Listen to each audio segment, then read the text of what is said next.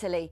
To many, Ferrari and Formula One are inseparable. They're the only team in the sport today to have competed in the first World Championship in 1950, are the most successful team in history and have built some absolutely gorgeous cars. Their first driver's title was won in 1952 by Alberto Ascari. Considered one of F1's most dominant and best-loved champions, he drove the iconic Ferrari 500 and defended his title the year after. It was Juan Manuel Fangio in his Ferrari 250 who secured the team's next driver's title in 1956. Remember, he was world champion 5 times with 4 different teams. Mike Hawthorne, Phil Hill and John Surtees also won titles for Ferrari in the 50s and 60s, and the cars back then were beautiful, and they even sounded great, didn't they?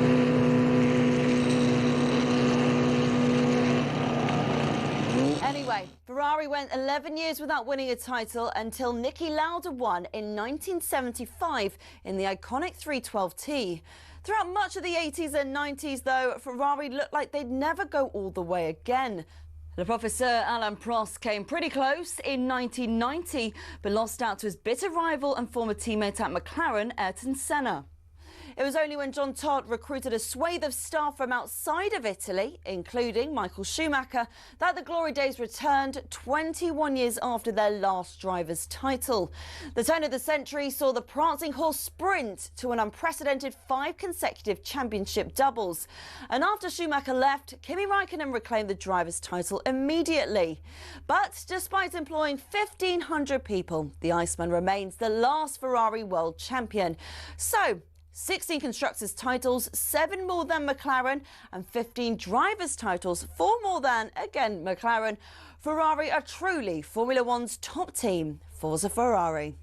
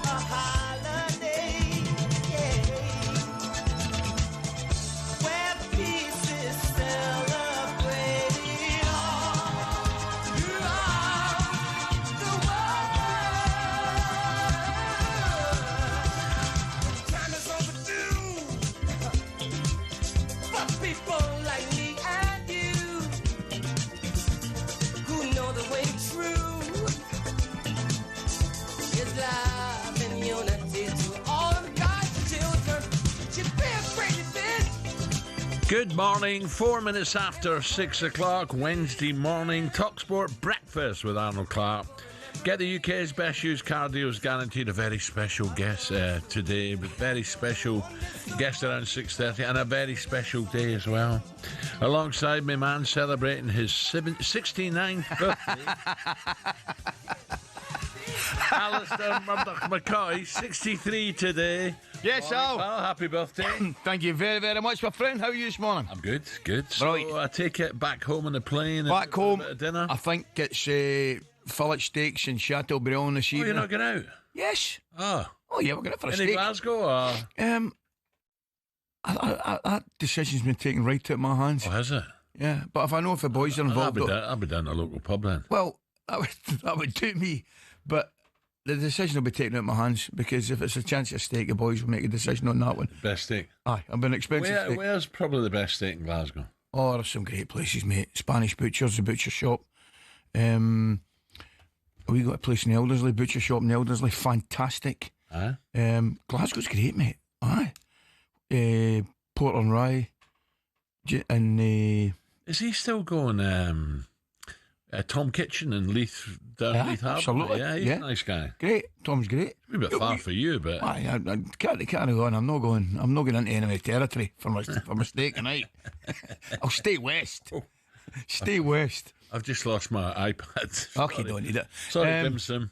When are you coming up? You get to golf? Friday. Looking forward to it. Glen Eagles. Brilliant. Can't wait. You staying up for a couple of days? Yeah, I'll do the show. Go up there Friday. Do the golf, and then we're staying over at Glen Eagles Saturday. Oh, lovely.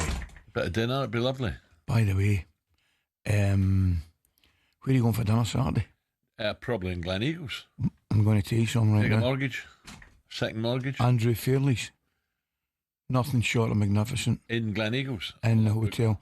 I'm telling you, if you can get a booking, seriously. Hold on, if you can't get me in, nobody can.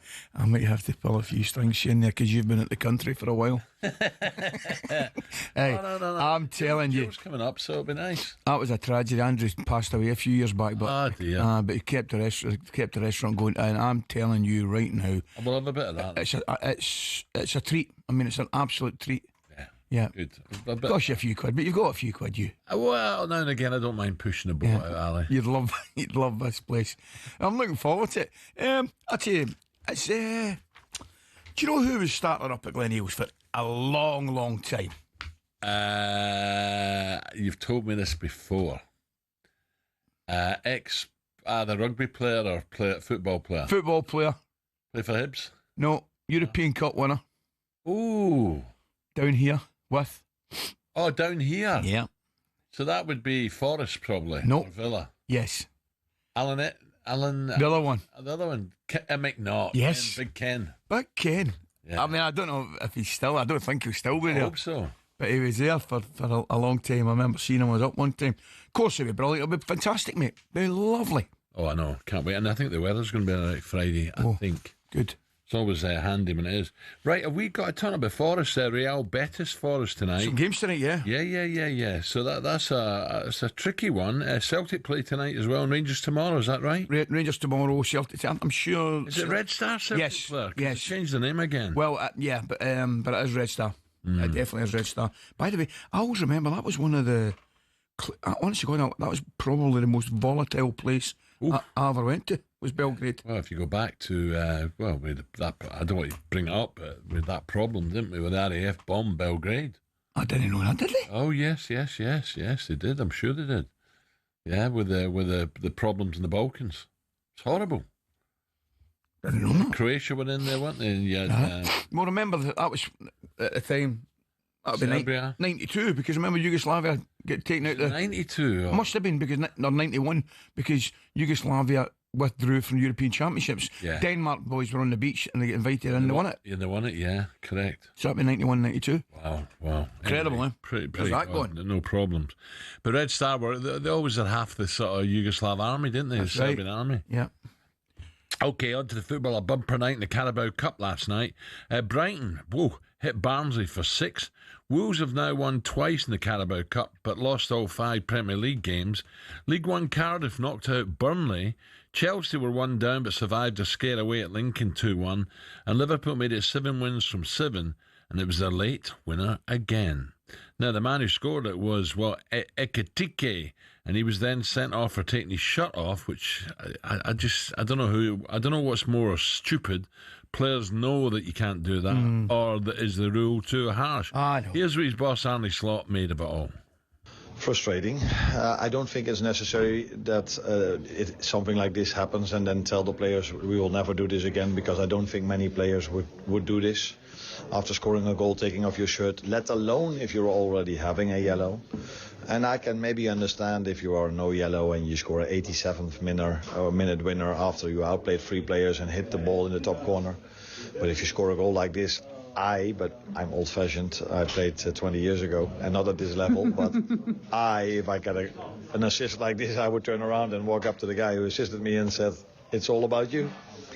But yeah, like I said, I'm 47 now, so maybe I have to adjust to this new generation.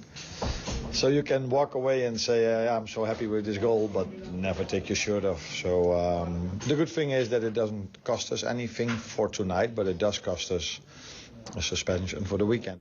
Yeah, crazy, really. What happened with what's his name? He scored, didn't he? Got his first goal. Isaac Alexander. I saw him was it warming down at half time, or was that him just doing a little bit of fitness and then coming off? I'll look into that, because I think that bed. He scored a couple of minutes before half time. Yeah, by the way, he's just a goal scorer, isn't he? What a miss the boy had for. I'm trying to think. Was it come off a crossbar? Did it come off a crossbar and the boy came in and headed it wide? We'll find out his name. I saw it last night when I went back in. The boy hit a shot and it comes off the bar and he's just got to nod it in. Yeah. And he nods it wide. Well, I couldn't nod off last night. I went to bed. I went to bed early. I tossed and turned all night. What a joke, honestly. Anyway, going back to Arnie Slot, he's talking there about Ekitike. The rule to book players for taking the shirt off was introduced. Go back to 2004. Yeah. And these are the reasons why: time wasting, displaying messages, sponsorship promotion, preventing provocation. Excuse me. Yeah. Displaying messages. Yeah, I get that. It could be political. Sponsorship promotion. I'm not bothered with that. Time wasting. Is it time wasting? You know, what's the difference? Take your shirt. No, it's not time wasting. Well, time wasting. What's more stupid, Ekitike or the rules? He's got to take a bit of a... Oh, he's got to get a bit of stick. Wake up. Oh, he's got to get a bit of stick for that. I mean, it's common knowledge. We all know that you're picking up a yellow card. But it's one of those ones, when I saw it happen, I'm saying to myself, oh, don't send them off. Please don't send them off. I know. But then I'm thinking to myself, the referee's got a job to do. He's got to apply the laws, hasn't he? As always, the boys in the sports bar were on top of all the talking points from the night's football. Here's Jamie, the Chunk, and Jermaine Pennant on that sending off for Ekitike. Why is that rule even there? What purpose is that rule serving? Don't take your shirt off. Yeah, but why? If you score a goal in a celebration... Don't take your shirt off. No, okay, but what is the rule for? Rules are, handball, yellow card, don't tackle, but blah, blah. There's rules in places for don't take your shirt off. Okay, but what's that ruling for? Well, I don't know, but it's because what? Well, players were taking their shirts off. But what? So what? In a goal celebration, so what? They didn't want to throw it into stand, Okay. I don't know. I get it. It's classed as dissent. He took his shirt off, and I understand if you're absolutely ripped, right, and you want to take your shirt off and you run off and you got your chiseled abs out and you want the picture on the back page of the papers. Yeah, no, I used to understand it. So I guess you never did that. Didn't want to take get my belly out. I just told you numpties. Time wasting, display messages, sponsorship and promotion, preventing provocation. That's why. Anyway, as always, the boys in the sports bar, they always get something out of it, don't they? Right, did you ever take your shirt off, Ali, when you scored? You must have done. I remember you. Do you not? I think I did it once. Yeah. I think I did it once against in the Champions League, I think. Oh, Champions League? Was not against Celtic? Oh, no, I'd have been taken off all the time. I'd have been shattered to take my jersey off. Oh, I know. It's amazing how, it's great. You have a birthday, 6th birthday, and those memories come flooding back. Long memories, may I suggest. Long memories. Chelsea made hard work of beating League One side Lincoln, 1 down, 2 second-half goals are enough. Maresca's side going through. How important is the Carabao Cup for Chelsea? I did notice... Tarkowski talking about Everton could be dark horse for a trophy where they've gone out. But Chelsea, they've got a great squad, haven't they? So why not go for it? Absolutely. You're in it to win it. I mean, it clearly wouldn't be the most important tournament they're in, but in it to win it. Got to give it respect. Well, coming up, we'll find out how Jamie Hanna celebrated his best goal. He tells me it was for Billy Ricky against Basildon. How did he celebrate? We'll find out next.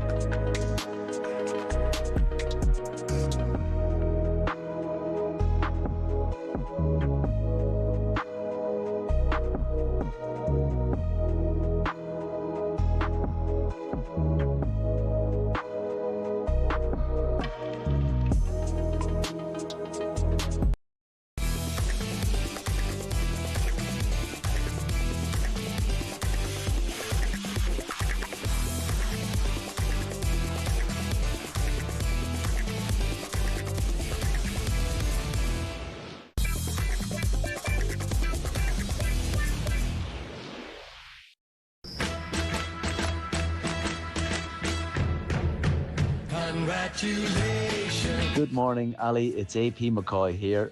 I just want to wish you a very, very happy birthday. I hope you have a great day, buddy. Nevertheless, as our pal Jimmy Nesbitt would say, every day must be like a birthday in Ali's world. Have a great day, buddy. He was in great form, the champ. At the golf and stuff. I tell you, he come down with that lovely fella. Who's got Albert Bartlett. Oh, Ronnie. Yeah, love it. What a nice guy. Brilliant. He is. What a nice guy. Smashing. Yeah, absolutely fantastic. Came down to dinner and then I think he played 9 or 10 holes at the and then had to. We were Viv and I were lovely guy, nice guy. Viv and I were at the wedding last year. The guys over in Mallorca. It was fantastic. Brilliant. He's a chips man, isn't he? Potatoes. Brilliant.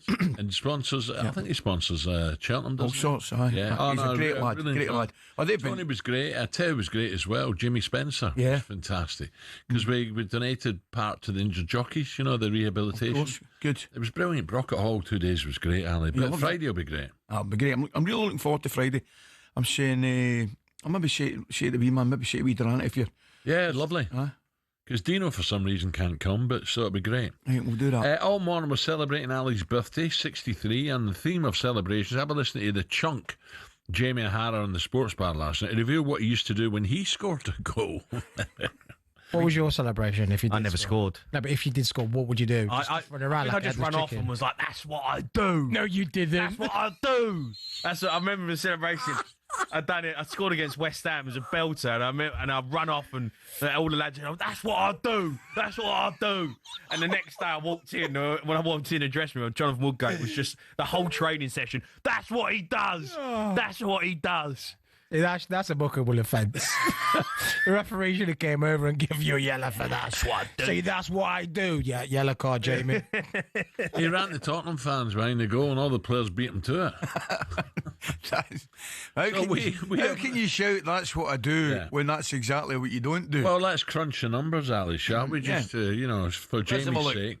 The number is definitely not what he did. 9 goals in 93 Premier League games, 3 goals in 84 Championship games, no goals in 23 National League South games, and no goals, no caps for England. So that's what he does. He's hardly prolific, is he? I mean, he'll know of Al Shearer shaking in his boots, will he? By the way, I was with yesterday. We were talking about you yesterday. I don't know if your ears were burning. As with Russell Osman in a big loft with Terry Butcher. Here he is. Happy birthday to you. Happy birthday, dear Al. Hey, how are you, pal? Birthday coffee. Thank you very, very birthday much. coffee for Al, big Al. Brilliant. How are you, mate? Christopher. Well, it's just a joy, it's an honour, it's a pleasure to be here with the finest 2 broadcasters in this studio right now. Sorry, no, in this studio? in the world. He's won awards. He's won these awards. What awards? He's won awards for being like the best person on television talking about football. Oh, yeah. And He is. together. I mean, what is it? I know what I love him with him. He's good. He's the best. He is good. I've been thinking about happy birthday. Thanks, I mate. hope you get everything What you a want. lovely surprise. Oh, mate, we've been organising this for months. I was supposed to be on holiday this week.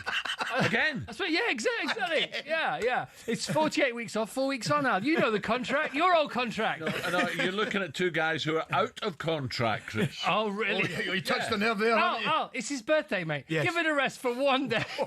Ali come in and said, you signed your contract? Yeah, I went, no. Yeah, Ali said for his birthday, just like Al, not to talk about his contract for a day.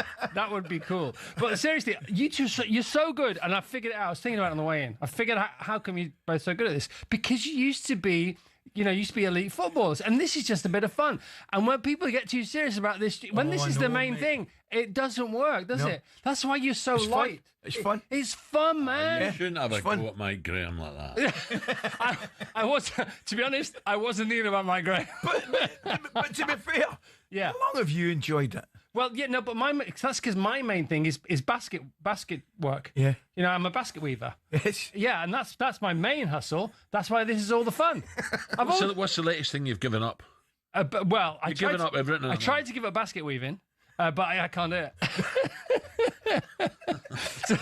So all this is a distraction to keep me away from the weave. Have you got Boris Becker in, or has he seen you first or after us? He's zooming. We're Oh, zooming. is he? You're zooming. Yeah. Or is he alive? I think he's live. Is he? No, he's not. I read his book. You told me yesterday he was No, live. You told me yesterday he was coming in. Is he zooming or is he? No, he's zooming. You're right, he's zooming. He's zooming from Germany. That's all right. I read his book yesterday, cover to cover. It is unbelievable. You read it in one day? Yeah, no, I read it in like a couple of hours. Well, I'll tell you, the best. Do you know the best one I ever read? Agassiz, Andre Agassiz. Well, so don't say that. Well, hang on. Boris might be. Well, I'm not read Boris- it yet. I'm going to look for Boris it. writes. He has these things called thoughts from the cell when he writes his diary and he's No. in prison, and a lot of it is about Agassi. A lot of it is fascinating. And you can ask him about what you like. Boris fancies Steffi Graf.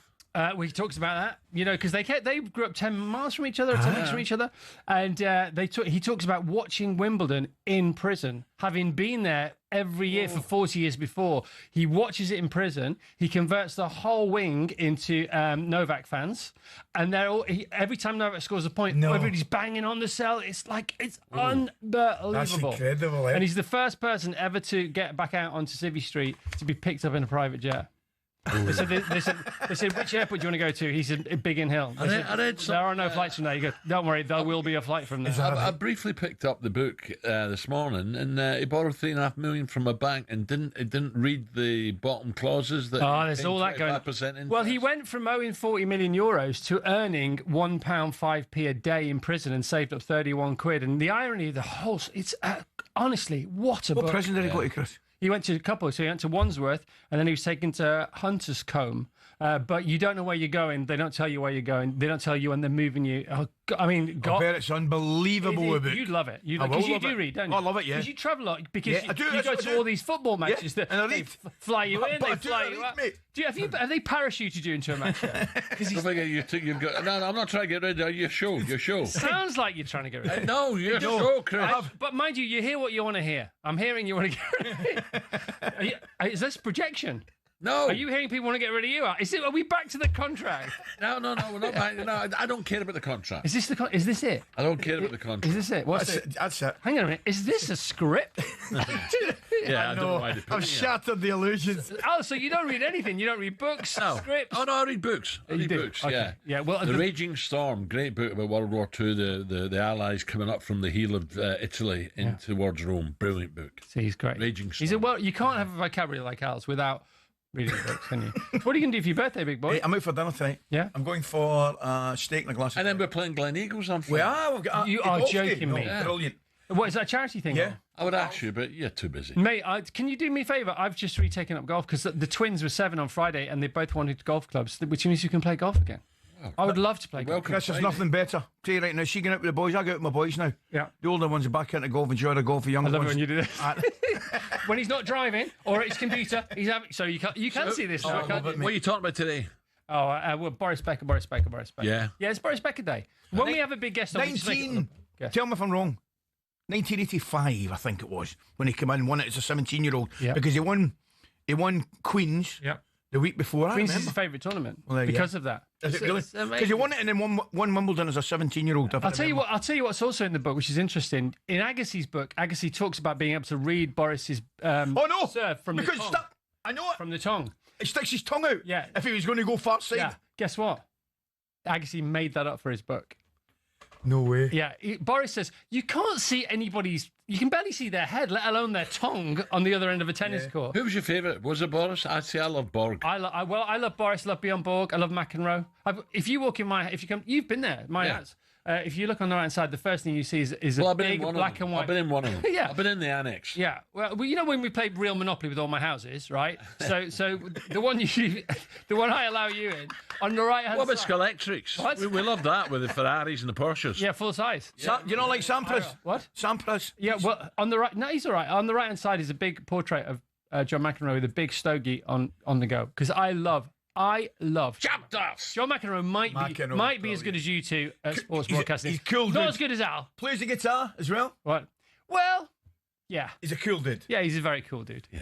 But happy birthday. Playing the guitar. Great, mate. 63. You don't look at how. Thank you. Where, No, I wouldn't go there. You don't I wouldn't go there, No, mate. don't go. I quite well, you're ahead. What's that? 3 years old. Do you think we should do? I think Denny was talking the other day about doing a big charity thing, generally an auction on that. We should do a golf day, a talk do it. sport versus Virgin Radio Correct. golf day. We get a team, you get a team, like the Ryder Cup. America versus Europe, talkSPORT versus I Virgin. have still got that bottle of Petrus for our charity lunch. You know he won't open it. Go on. He won't open that. No. The red wine you gave him. Because that was for Till I start charity. drinking again. That's why I gave up. What? That was for charity. Remember, we were going to do Langans. Well, let's do it. By the way, Why don't we play for that instead of the claret jug? Your bottle of claret. Why don't we do that? Virgin Radio against talkSPORT. All the listeners bid to. this is the Virgin My Radio. producer shouting at me, telling me your producer shouting at him to shout at me. Well, my producer says that, by the way. A different class and by you, by the way. I gotta get out of here, by the way. Banging. Brilliant, mate. All right, by the way. See you later. Alan, I love you. See you later, Christopher. Thanks, pal. I can't get out of this door. He's given up. He's given up opening doors as well. He's given up everything else. Well, Look he's at the surprised. time. Coming up to 6:30.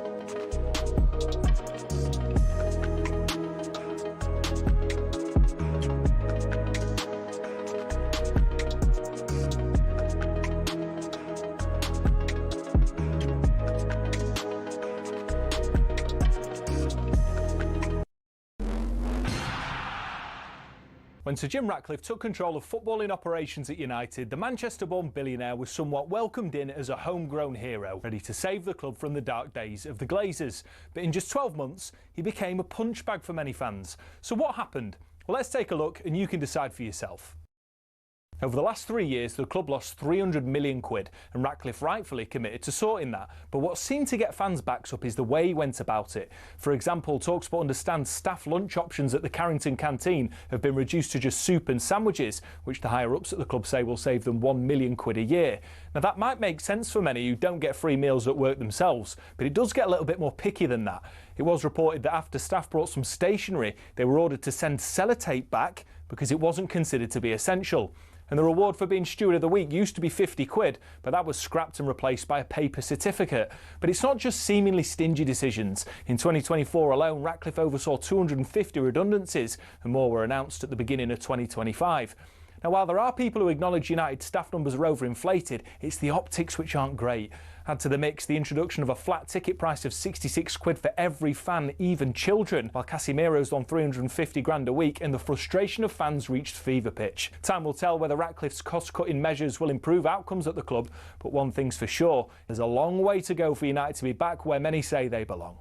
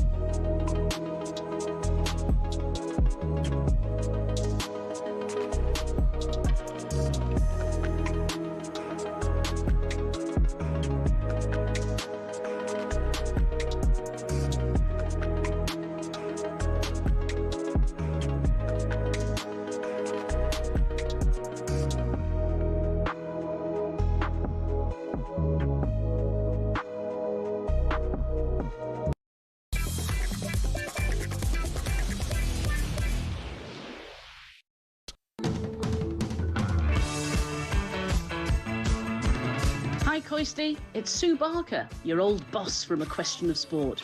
Well, you used to call me the old something.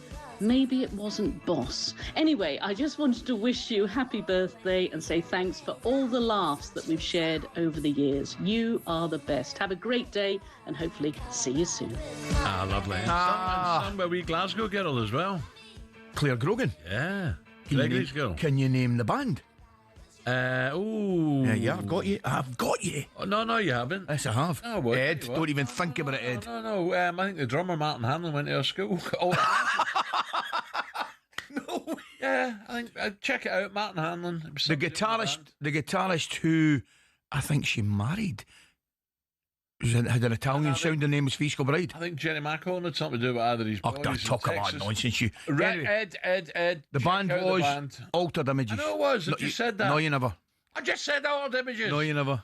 Oh, you didn't. Yeah, what's wrong with your hearing? Claire Grogan. Yeah. Just check out Ed, Martin Hanlon, McCone, Hollywood Boys again. Oh, and there's a surprise, eh? Yeah, but she. Many was at that school again? 14,387. I was going to say, was she not East Kilbride way?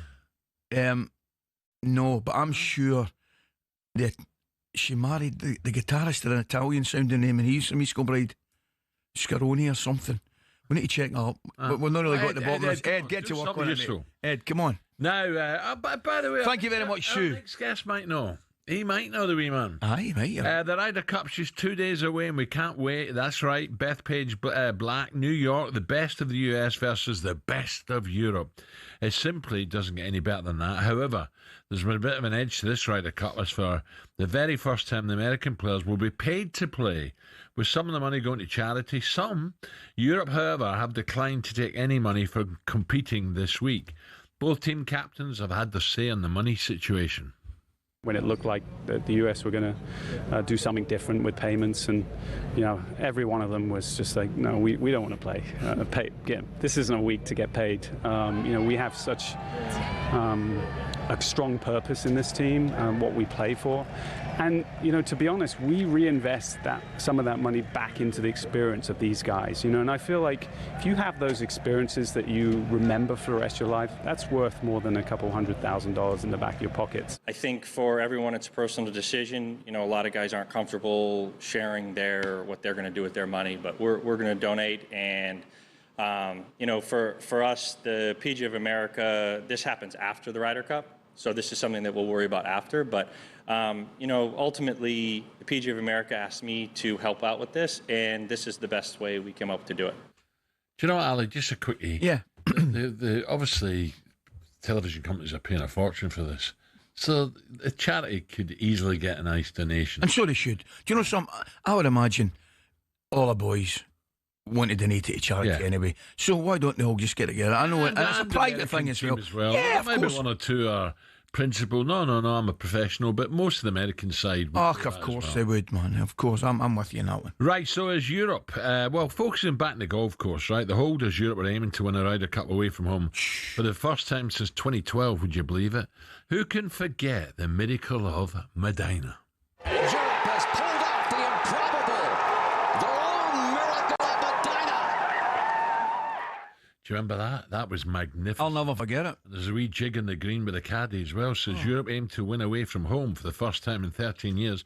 Let's cross over to someone who was being bang involved in that miracle of Medinah. The man who caddied for Martin Keimer, who, by the way, he taught Martin some great songs as well. He was walking down that fifth fairway over and over. Craig Conley is with us this morning. Craig, morning. Morning, me man. Good morning, gentlemen. Alistair, a very, very, very happy birthday.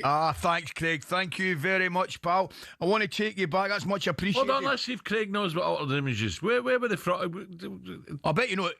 Right. You've heard of Altered Images. You're a little bit younger than us, Craig, right enough. But you'll have heard of Altered Images. Of course I have. Yeah. Where were they from? What part of Glasgow? Any idea? No idea. No. Ed, I would what's say up? I'm south side somewhere. Aye, I think you're right, Craig. And There you go, the south side. According to Big Al, it's another one of the British musicians that went to his school. Whether it was a drummer or a lead guitarist, him that played the saxophone, the brass section, string section, they went to his school. He's unbearable, Craig. I've just Googled them, and they actually did go to Holyrood. Thank you. Thank you, wee man. That'll do for me. Go on to the golf. He doesn't believe a thing. You lot stick together. Some things never change with you lot, man. There you go. Stick together. Craig, the miracle of Medinah. Tell us a wee bit about that. That was sensational, wasn't it? As it turned out, it was. But at the start of the week, it was a very, very disappointing. As the week started and went on, it was a very disappointing week for Martin. Wasn't playing well in practice, played poorly on the Friday. We're 10-6 down, and we're in the penultimate match, thinking we're going out there to make the numbers up. So it wasn't a great Saturday evening, but all we could say, or all I could say to Martin was to, take care of your point and let's see what happens. But as it turned out, it was probably one of the most exciting finishes of any Ryder Cup, and to be part of it was amazing. I had my dad on the 18th green behind it. But you talked about me doing a little jig. I mean, I didn't see Martin after he held the putt. I think it was about 20, 30 minutes before I saw Martin again. I didn't get to shake his hand. I had to shake Stricker's hand and Jimmy's hand. I picked the ball out of the hole. I gave it thanks very much to the crowd. But then Martin was gone. He was jumping in Sergio and the rest of the team. So it was just amazing. You still get the ball? I just stuck that in my pocket, wee man, immediately. I think Martin does have it. I kept it for Martin. So I think I took the flag. Craig, what about the putt? Did Martin line it up, or did you have a lot of say in it seriously? Well, obviously he was pin high, 20, 30 feet away, and there was an overhead camera, and you could see me at the back left of the green. I was nowhere to be seen.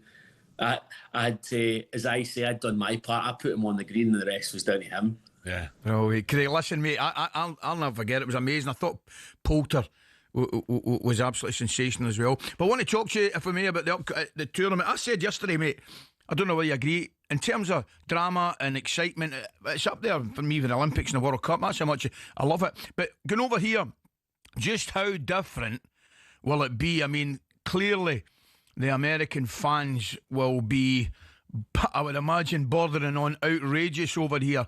And they tell me the lads have been trying to prepare for it with headsets and all, virtual reality headsets and all that kind of stuff. How does that come into it, and just how different is the atmosphere? Oh, it's you go from having, if you think about it, it's virtually the same team as 2 years ago, with the exception of one twin. Yeah. So the boys have got that experience to lean on, of being there together.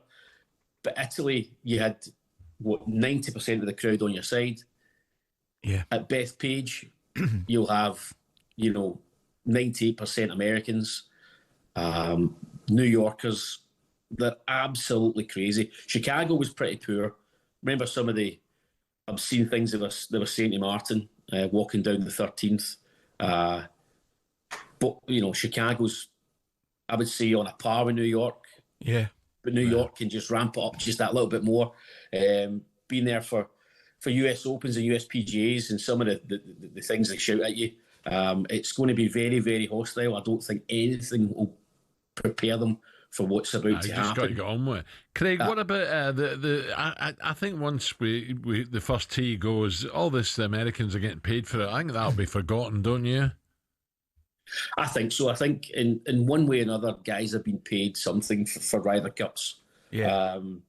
I just think it's a mountain out of a molehill. I think it's easy for people to say this and that, and and how we're living today with people not being able to make ends meet. I think it's easy for people to jump on the bandwagon. Yeah. I think once the gun goes, that first ball's in the air, I think everything will be forgotten. And I hope it is. And it's really important we got off to a good start, isn't it, Europe? By the way, Craig, is it surprising that Keegan Bradley's not playing? It is. I was really shocked because Keegan, no doubt, Keegan's one of the best players in the world. Yeah. And I think the captaincy would probably come his way down the line, being a former PGA champion. How many Ryder Cups do you think he's got left in him? I don't know, because it's who knows what happens in two years' time. It's been 9 years since Martin played the Ryder Cup. I know he's not eligible to play in it with us being on live and not being a member of the European Tour. But who knows? It's been 9 years since I've been at a Ryder Cup. 9 years for Martin. There's guys that have played one Ryder Cup and never played again. So I would have thought that he would have picked himself. But then too many people are saying you can't do the job because the job's it's too big. However, if you look at the backroom staff they have these days, I remember back in 2008, and Faldo turned up on his own with no backroom staff, and we collected people through the week. So when you look at it now, no stones left unturned, and I think it's something that he could have done. He could have done both jobs. Yeah. Craig, listen, brilliant. We can't wait. Great to see you, mate. If you're not doing it on Friday, McCoist and I are up at Glen Eagles. You're very welcome to join us, pal. Is it your day? Is it your charity day? Yes, it is. So you're welcome. Come up if you want. It's funny, I've never... do you know what? I need to check the mail and go back on it in case I haven't opened anything or some emails, but I never get an invite. Yeah, I thought you were over in America. I forgot you. I forgot you got the elbow. And I was wearing this for you, Alistair, today. I was wearing this. Oh, I love it, mate. I did see it. A little coffee mug. I've got that as well. You never disappoint, pal. Listen, have you seen much of you, Lenny? I have. I was at the Dunfermline game against Ross County a couple of weeks ago. I took my boy over. It's the first time I'd ever been to East End Park. Great little setup. They've obviously had a couple of poor results last night and at the weekend. St Johnstone, who are obviously top of the league. Yeah. But no, he's absolutely loving it. And they're obviously in the middle of the table, and hopefully they can string a few results together and get that promotion. Craig, smashing, Craig. Enjoy this weekend, mate. Friday, thank you. Craig Conley there. Martin Keimer, of course. Who'll forget that? Medinah. On that green line and up my butt. I know. Brilliant, eh? Right, still to come. Superstar Breakfast preview on talkSPORT with Travis Perkins. Download the new improved app to easily manage your accounts and quotes. That was some school holiday. I don't remember the music. He's made that up. No, he hasn't. Google it. Seriously. I'm going to look up who. I'll bet you what you like. Who was your music teacher? Was it Ludwig van Beethoven? Do you know what? I don't remember a music teacher. It's Bach. Who's come? Was it Mr. Bach? Right, we're going to be joined by a very special guest. That's right, 6-time major tennis winner Boris Becker will be with us a bit later. We'll ask him about his new book, The Term It's Sensational, which reveals all and the current state of tennis. Next, though, could Harry Kane be on his way back to Spurs? What's this? That was a look ahead with Travis Perkins. Superstar Breakfast preview on talkSPORT with Travis Perkins. Get free next day track delivery. Head to travisperkins.co.uk or download the app.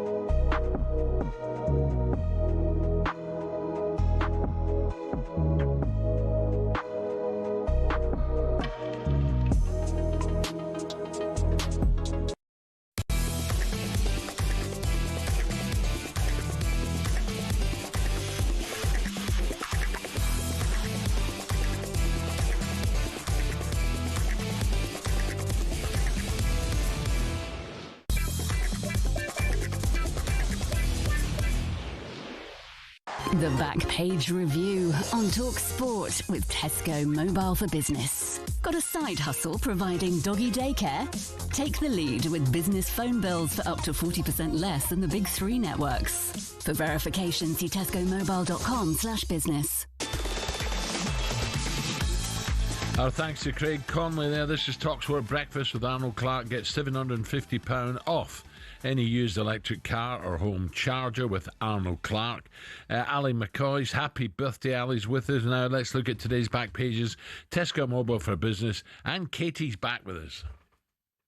Hello, how are you? Katie? Hello, happy birthday, Alan. Thank you very much, Happy Katie. birthday. Are you in good form? Very good form, yes. Excited to celebrate your birthday later. We've got a surprise for you. Yeah. So really looking forward to that a little bit later on. What are you doing for your birthday? Anything Out for special? dinner tonight, out with the boys, so there'll be steaks involved. Good. My lads can eat steaks.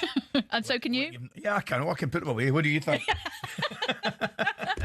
Right, should we move on to the back page then, Yes. shall we? What we got, Katie? Okay, so on the back page of a number of the pages is the story revolving around Harry Kane.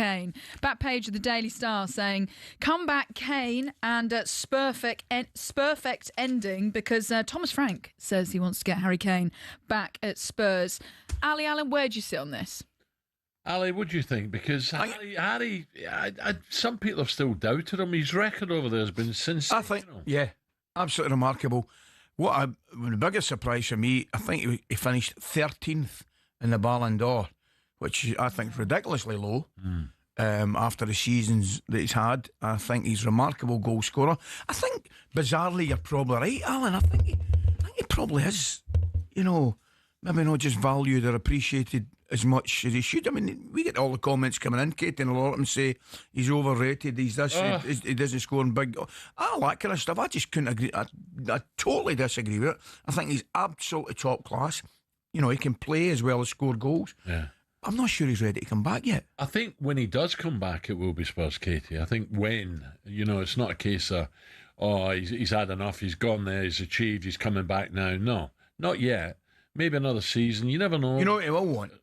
I think he will come to Spurs. And he's the only man capable of doing it, and that's chasing down Al Shearer's. Yeah. He'll want to break that record. Yeah, and Al would probably admit it.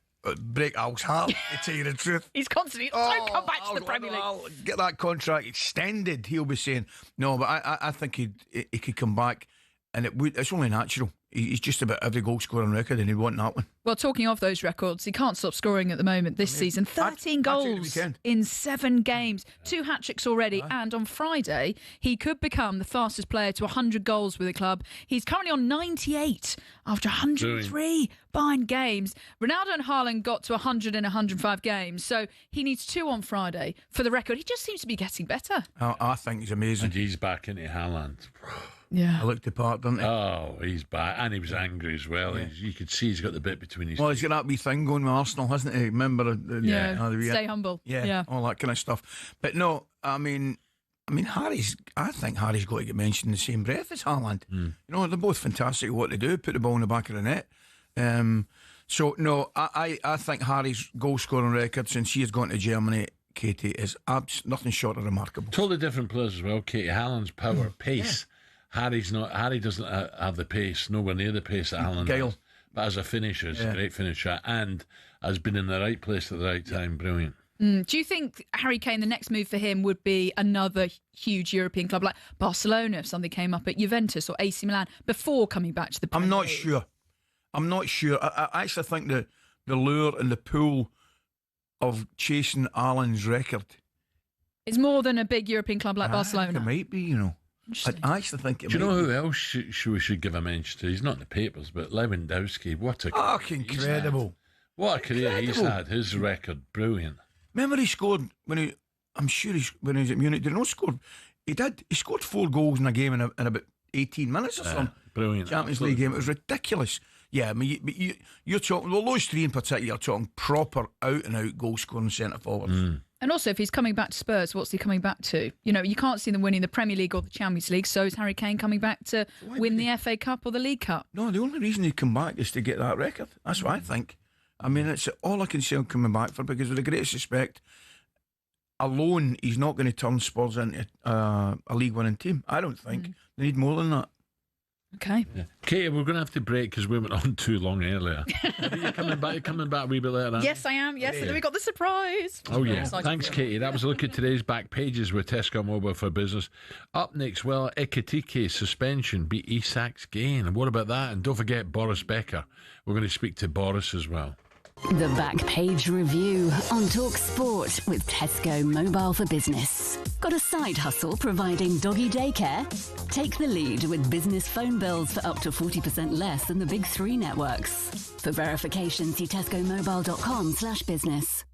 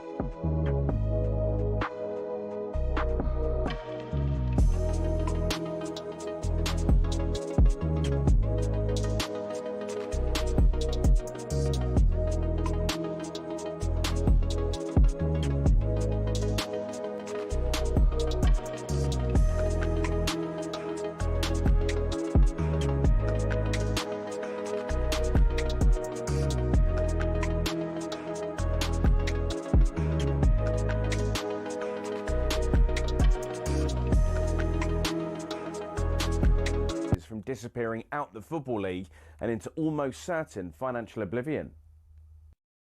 Back in 1999, Carlisle United, managed by Nigel Pearson, were fighting to stay in the Football League. Carlisle's finances were precarious with a capital P that season, leading to a scenario where, with 3 games to go, they had to ask the FA to sanction an emergency loan deal to bring in a goalkeeper. Swindon Town's Jimmy Glass arrived at the club. His efforts in his first 2 games earned the Cumbrians 2 draws.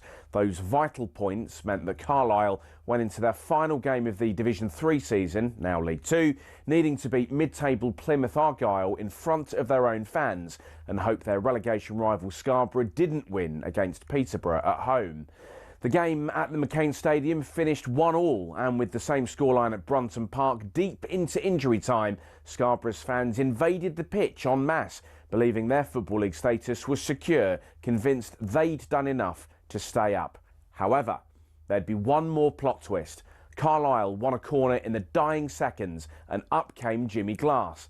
In one of those you couldn't make it up moments, Glass scored from a rebounded header, and was promptly swamped by teammates and thousands of fans who quite simply couldn't believe what they'd just witnessed. As for Jimmy Glass, he became an overnight celebrity, but he never played for Carlisle again, and his playing career never really kicked on after that defining moment. He took on various jobs outside of football before finding his way back into the sport as player liaison officer at Eddie Howe's Bournemouth, and most recently the general manager at non-league Wimborne. Not the fairy tale ending to one of the most Hollywood moments in football, but the name Jimmy Glass will live on forever as the scorer of that goal, arguably the most important in any club's history.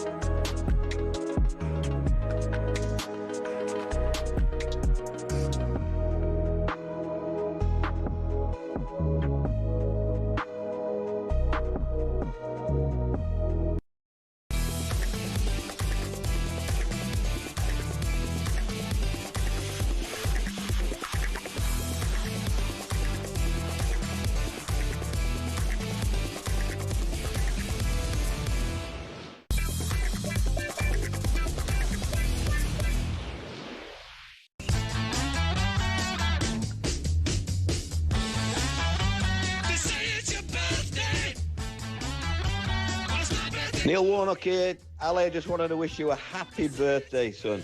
I can't believe you're 63. When I think about it, you never age, you, do you? I don't know what tablets you're on.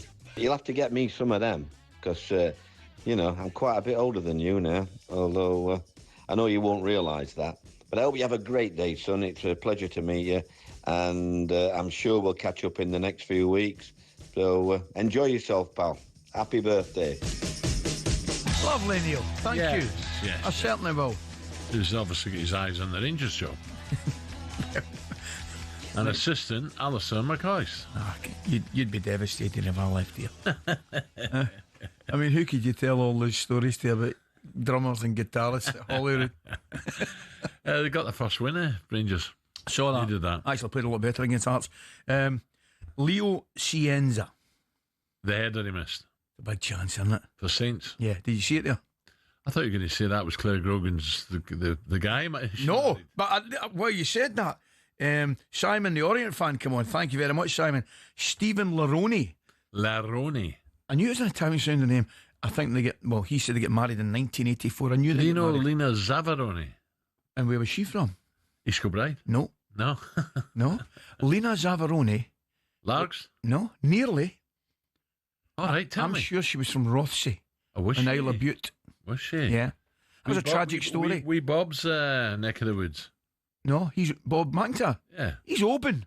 Well, you're having a nightmare here. No, that's similar, isn't it? No, it's not. It's just across the water from Glasgow, It's isn't a it? way up. Oban's further up. Oh, is it? Yeah. All right. I left when I was 15. I know you. She's from Greenock, actually. Who? Lena Zavaroni was from Greenock. No, she wasn't. She was. Ed's tell me she was. She was born in Greenock. She's a Morton fan. Samash Malee. I'm Arthur Montford used to take her on that. Stramash. Arthur was a Montford fan. I know, I've just said that, you tube. Morton fan. Did you know that? Yeah, of course I did. My mate Dave's Gates is a mad Morton. He goes everywhere. No way. Aye, loves the Morton. I used to go The down great lad. Greenock and Gourock and see the boats down there. Well, my wee fella plays at Greenock. Who? Me, Aaron. Does he? Aye, he was at the port for a couple of years and now he's moved further along to Greenock. It's great. They play they sometimes play on a Friday night. It's great. So playing games on a Friday night means I can go. Ah, brilliant. Right, happy birthday, Ali, 63. A massive night in the Carabao Cup, though, last night in the talkSPORT. Brighton hit Barnsley for 6. Wolves have now won twice in the Carabao Cup. That's got to give them a bit of confidence, but have lost all 5 Premier League games. League One Cardiff knocked out Burnley. Chelsea survived a scare away at Lincoln, and Liverpool made it 7 wins from 7, and it was a late winner again. Can you believe it? The man who scored it was Hugo Ekitike, and he was then sent off for taking his shirt off. John has now rounded up all the action as writer, journalist and co-host of the Sunday edition, the fantastic Henry Winter. Henry, good morning. Henry, good morning. Morning, Alan. Morning, Ali. Happy birthday. Thank you very much, Henry. I much appreciated, my friend. Henry, we're discussing here. We don't know, do we hate the law, or do we hate, or are we more upset at the stupidity of him taking the jersey off, knowing the law? Where do you sit on it? Ali, I think you can hate both. Yeah. I mean, you can have an issue with both. I mean, I can remember you got one of the first yellow cards for taking his shirt off for scoring. I think it was a Florian Albert's through ball for you against Grasshoppers. Correct. 30 odd years ago when you were celebrating one of your first birthdays. Yeah. And I mean, you got booked in that. And the rule was brought in to stop players showing political messages or sponsorship messages. Yeah. And I think, you should allow some element of celebration. I mean, the game is about scoring goals. So I have sympathy from that side. But Arne Slot summed it up brilliantly last night, as he often does. Yes. It was a stupid thing to do. And actually, what he should really have been doing is going over to Federico Chiesa, who's not starting that regularly and had a brilliant game last night, and said thank you for the assist and putting it on a plate. So a little bit of sympathy. But, what a touch, Henry. Yeah. What a touch it was. Chiesa's touch from the long ball was magnificent. Yeah, it's obviously it runs in the family. I mean, he's a fantastic player, and I like the way that he could have gone in a half about all these sort of strikers arriving, but he wanted to just sort of play and deliver. But yeah, Ekitike, I mean, it's not the worst offence in the world. No. I mean, I'm reading all this stuff. Oh, you're never going to play again this season. Isak's now got his chance. No. Slot will use the two strikers throughout this season. They're going for 4 trophies. Another late one as well, Henry. What's going on here? Fitness, determination, resilience, mindset, all those quality that they can bring off the bench as well. Something about their support. I think Slot's demanding element. I think the way that they've got so many players in that team, and this obviously started under Klopp, take responsibility. You look at the amount of national captains they've got on the team. Mo Salah, Egypt, Szoboszlai, Hungary, Andy Robertson, of course, from Scotland, Virgil van Dijk. I mean, I could go on, but there might be Endo as well, Japan. So you've got individuals who take responsibility, particularly late on in games when they just drive it. So, and it's a credit to their sports scientists and their fitness department. But just one thing about last night, far more serious than a player losing his shirt and people losing their rag over him losing their shirt, is Leone going off on a stretcher, because he looks a really good player, and I just hope that it's not a serious injury. Henry, I've not had a chance to talk to you about last weekend. Arsenal against City. For me, it was crying out. Odegaard, they're all giving him stick. Odegaard this, he's not playing. I thought they missed Odegaard big sell against City. Yeah, I mean, I was there, and it was. I mean, he's not fit enough completely yet. So, but I would have started. I mean, most Arsenal fans you talked to before the game said, "Why is he not starting Eze, going on the front foot, that number 10?" I mean, you guys would know far better than most people that the fact that you need that creative player to play balls through to you for Gyökeres, who's crying out for that. Look, he loves the ball from out wide. Madueke, another player injured, and again, you wish him a speedy recovery, but the delivery that he can give from the out wide, fantastic. But Eze, those balls, he's a fantastic number 10. We saw that at Palace. And, just start him with Odegaard out. So a little bit disappointed with Arteta in the first half. Second half, he obviously got it right. Eze came on and played that magnificent ball through to Martinelli. Well, that was the second time in the space of 4 or 5 days he got it right with substitutions. Obviously, I was over in Bilbao and Martinelli came on and Trossard as well. But I thought Monday morning I'm doing the show, Henry, and Arsenal fans, a lot of Arsenal fans and a lot of the media guys really upset with Arteta. I think the only talking point was actually, whether he starts Eze or not. I mean, his front three was similar, back four kind of picks itself, but I thought the major talking point was kind of glossed over a little bit, Henry, and that was Pep Guardiola's tactics. Yeah, I mean, I don't think it was quite parking the bus. I think that's a little bit unfair. And also, we talk about managers just having, just plan A, and if plan A doesn't work, they go back to plan A again.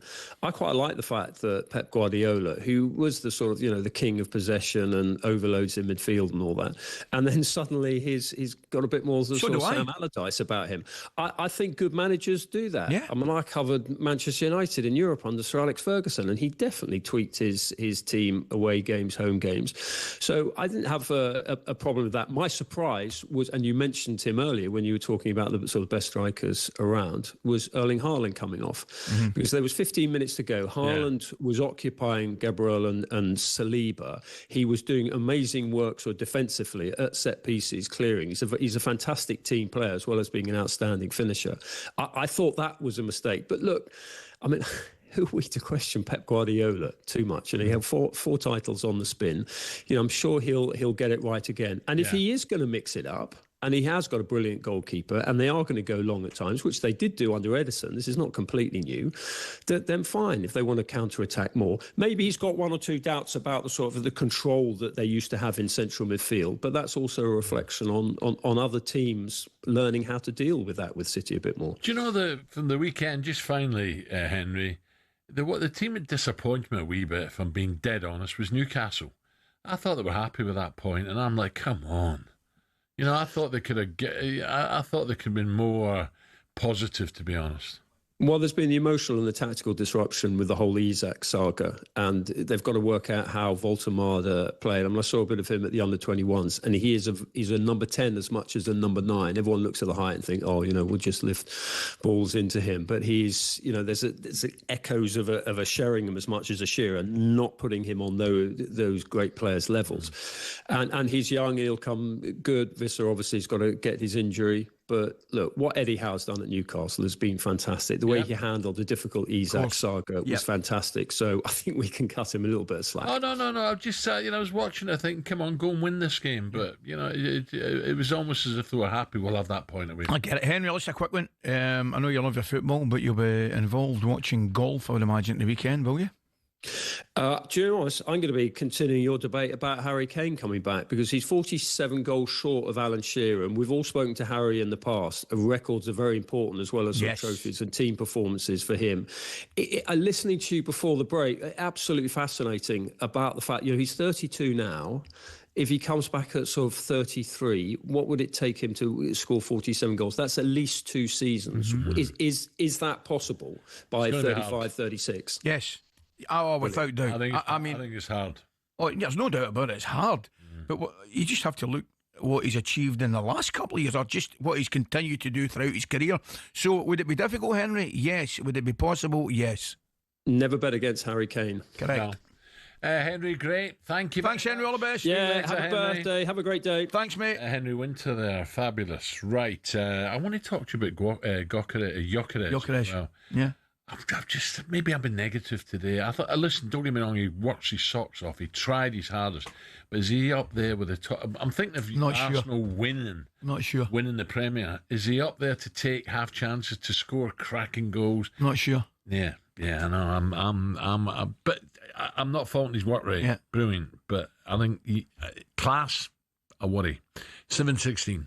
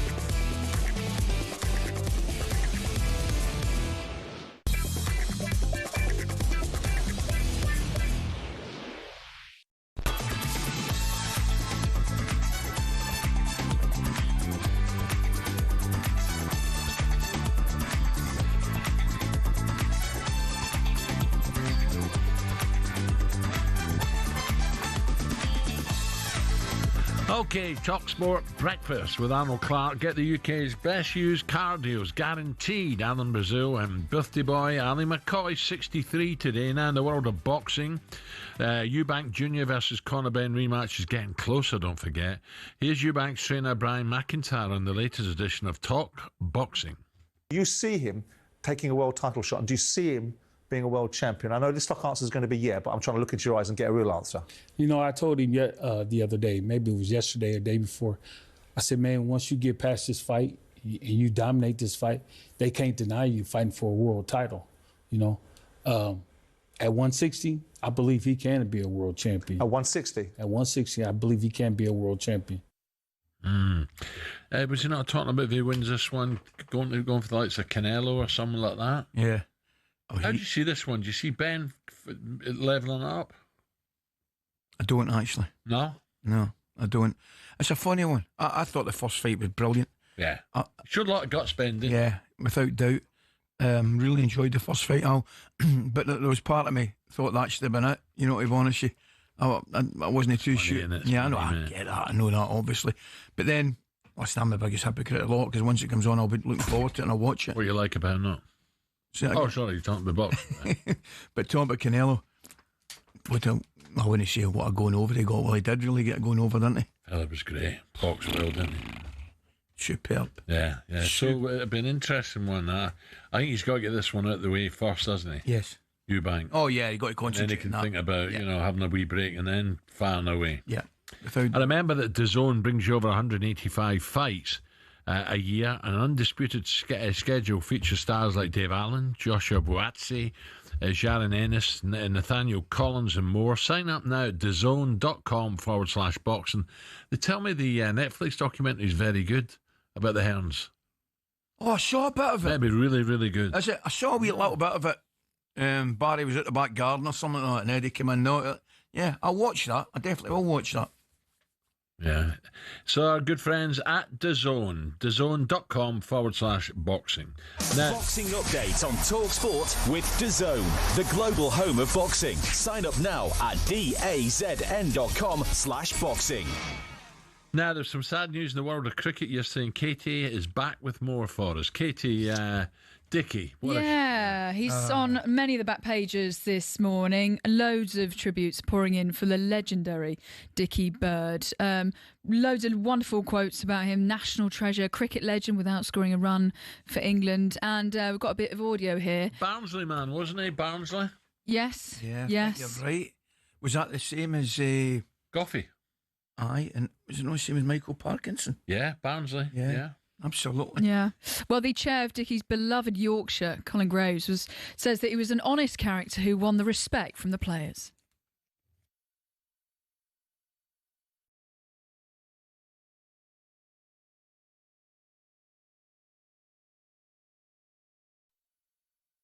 We all remember him as a fantastic character as an umpire, but a brilliant umpire, well respected by not only players and fans and media and everyone in this country, but all over the world.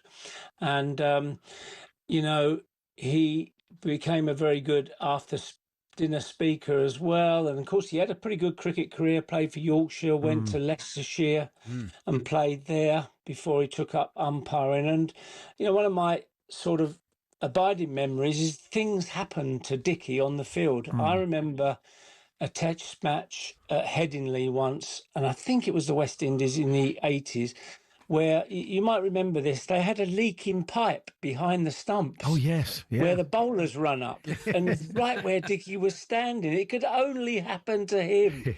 And the water was like a spring, coming up through the ground.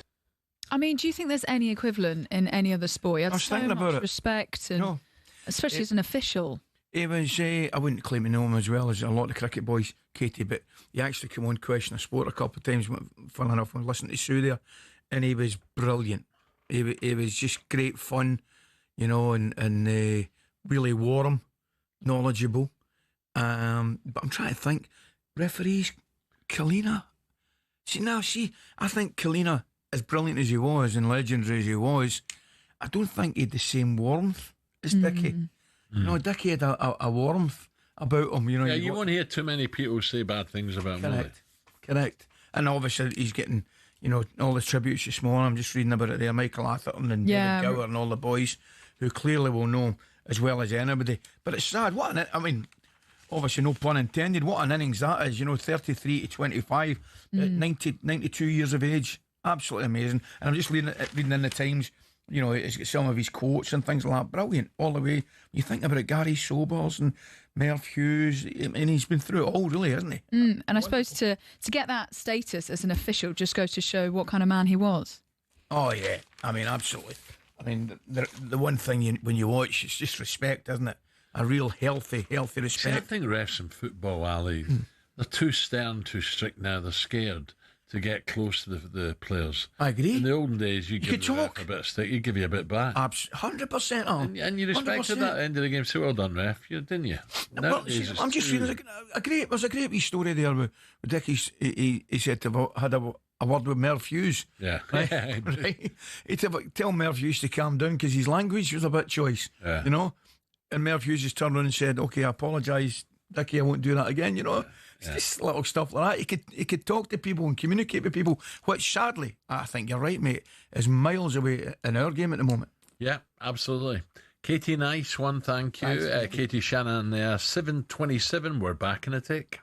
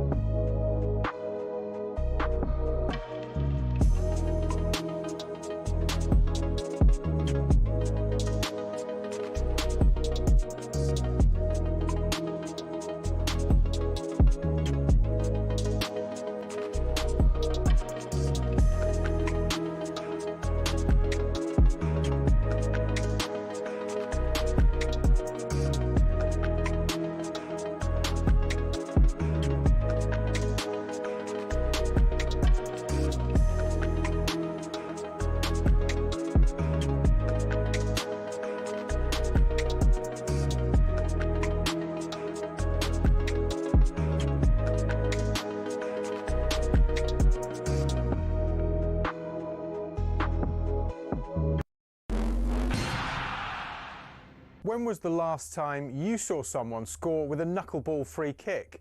We're going to take a look at why we're not seeing them anymore and explain a bit about how they work. The knuckleball peaked in the 2010s after that Ronaldo strike against Portsmouth in 2008 inspired academy players everywhere. Here's a young Mason Mount. I tried to base my free kick on Ronaldo, hit the ball by the valve and it moves. So what do? Top corner. Now, no ball is perfectly aerodynamic, so as it travels it creates ever-changing pockets of turbulent air, causing that unpredictable movement. Football's most prolific free-kick taker, Juninho Pernambucano, perfected the technique but didn't invent it. He was inspired by players from the 90s and even the 50s. So how do you do it? You have to hit the ball head-on with as short a contact time as possible so the ball doesn't spin. Hitting by the valve helps with that short contact time, as it's the hardest part of the football. So why don't we see knuckleballs much anymore? It's because players are being told not to shoot from dead ball situations because the XG is so low. In fact, as Opta shows here, since the 08-09 season there's been a 10% reduction in players shooting from free kicks in the Premier League. And in 23-24, a record low of 11 free kicks found the back of the net. And the knuckleball, though spectacular, is imprecise, which is why it's becoming a thing of the past.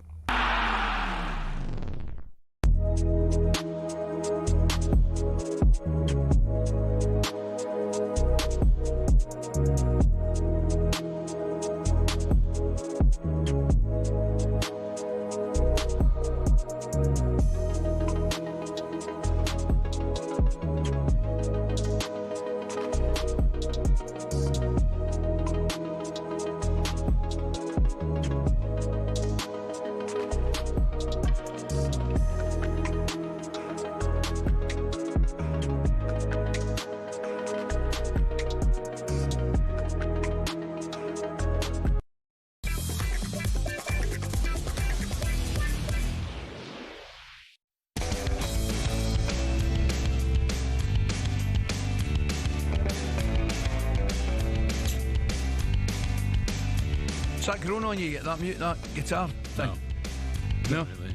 It's a wee bit shadowy. It's a wee bit. What's his name again? Yeah. Hank Marvin. Hank Marvin. No, I've had a couple of biscuits. I'm all right. This is talkSPORT Breakfast with Alan Clark. Get £750 of any used electric. How predictable are you? Get £750 off any used electric car or home charger. Ally McCoist, birthday boy, 63 today with me. Talking Celtic with Chandler McGrew in just a moment, but first, Chelsea made hard work of beating League One side Lincoln, 1-0 down, got two goals to beat them 2-1. It was enough to send Enzo Maresca's side through to the next round despite being down at half-time. The Chelsea boss spoke to talkSPORT's Declan McCarthy after the game. Enzo, a tale of two halves. A bit of brilliance from George to get you back into the game, but was it strong words at half-time? We knew that the game was a tricky game because they are the most direct team in League One, so cross, free kick, throwing inside the box, you have to defend that. We struggled a little bit first half, but second half I think we were much better and we won the game. A great moment for Tyreek George with a brilliant finish. How pleased were you with his contributions tonight? Yeah, but we gave him a minutes against Man United, we gave him minutes against Fulham. Well, every time we have a chance, we give him minutes, so he's doing well. An opportunity for Garnacho, did he take that for you, in your eyes? Yeah, absolutely, it was not an easy game. I told them that it was not an easy game. That's why I was upset first half, because we know we need to do better. But overall, him, Gittens, they did well. Ali, 5 games in, I know that was the Cup, Carabao Cup, but 5 games in now, Liverpool, Arsenal, City, Chelsea, do you see any... From what you've seen so far, do you see that will not be the top 4? Not really. Spurs have, I think they started fairly well. I mean, I saw them up at City, they looked excellent. And by all accounts, they played well. We're unlucky we didn't be down at the weekend. I know they was it Bournemouth beat them, but I think Bournemouth now they can beat anybody. No, I don't see any real surprises. Anybody coming out the City pack. getting better? They're coming back, City. Coming back. They're coming back. I still don't think they've got the same aura or fear factor about them they had maybe 2 or 3 seasons ago, but they're certainly coming back. Yeah. So just as it's your birthday, Ali, we thought we'd have a little bit of this. Here we go. Here we go. You're Celtic United, but baby, I've decided you're the best team I've ever seen. You're in my heart, you're in my soul. You be my breath, should I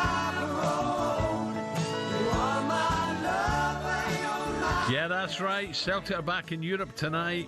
They travel. Won't be easy to Serbia to take on Red Star Belgrade.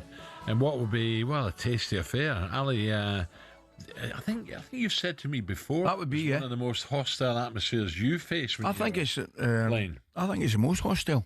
I mean, and we got to do it. We played them.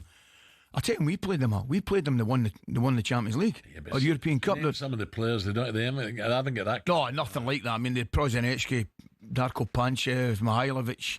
They were brilliant. Yeah. An absolutely brilliant team. That brilliant number 10 for me. Yeah, was it Stankovic? Absolutely fantastic side they were. And then we went there when Walter took the team to the UEFA final. I always remember it's one of these places. There's a tunnel underneath, and you've got to walk along a tunnel. And the tunnel will be 40, 50 yards.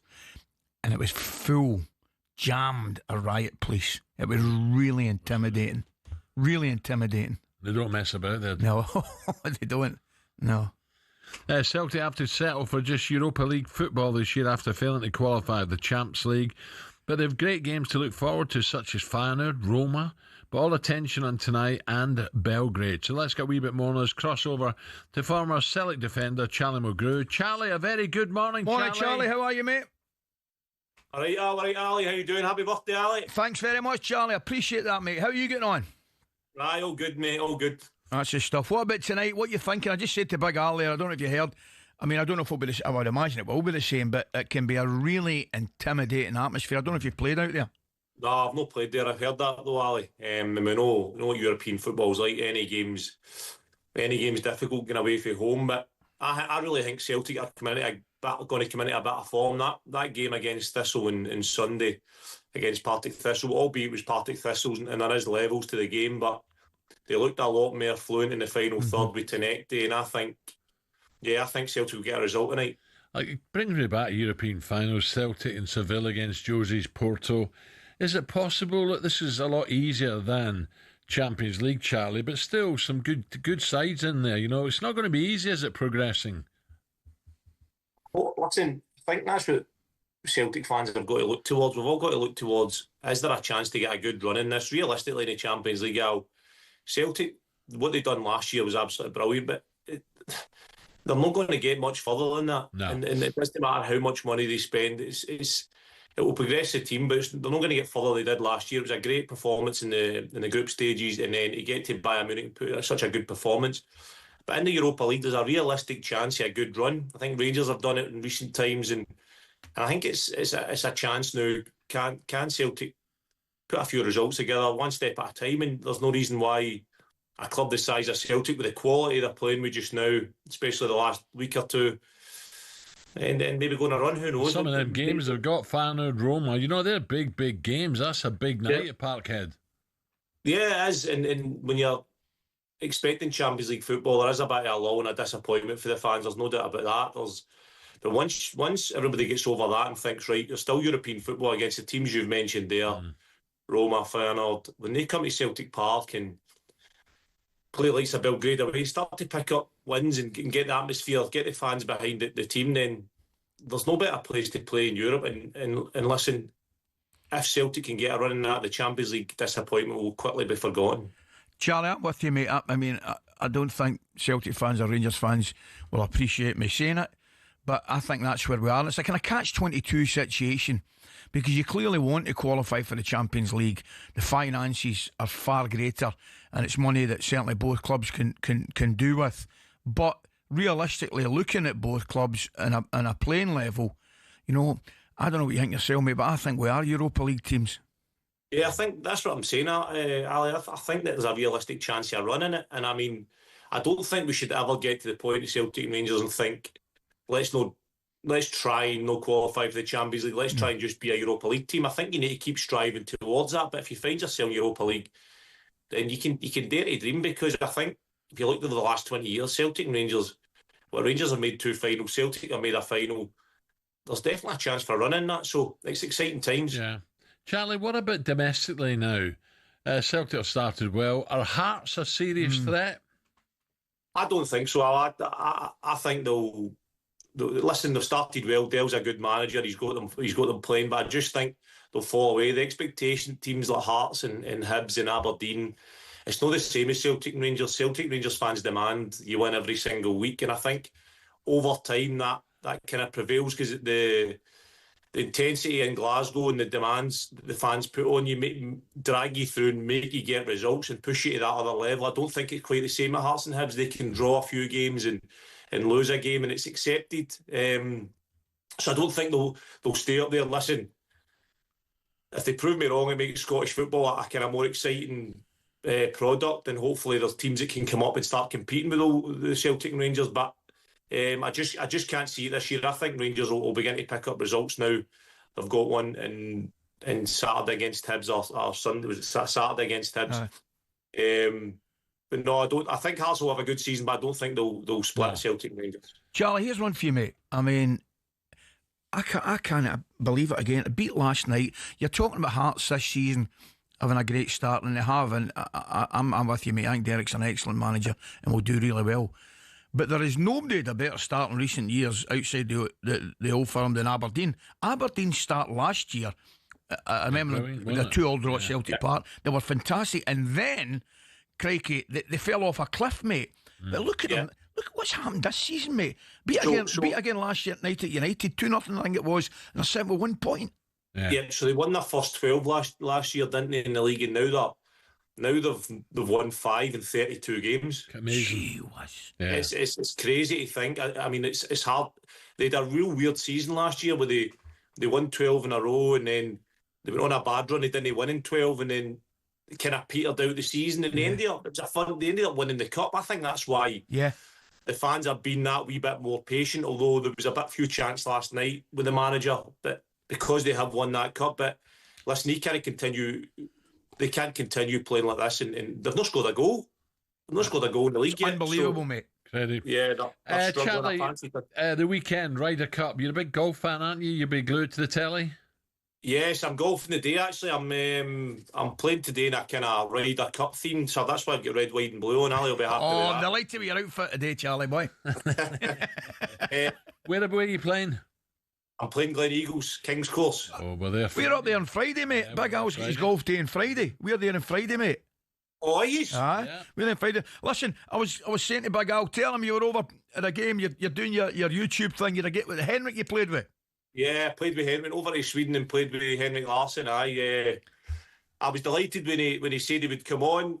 So I basically had to go and play in his back garden. It was a stone throw for his house. I went right to him, and he was absolutely brilliant, man. What a competitor. I felt that my golf was letting him down big time. I felt the pressure every single shot, but he was so good. I've got a bit of a leaderboard going, so he was trying to get up the top of the leaderboard. We didn't manage to get it, but he plays right-handed and puts left. Oh, same as we Durante.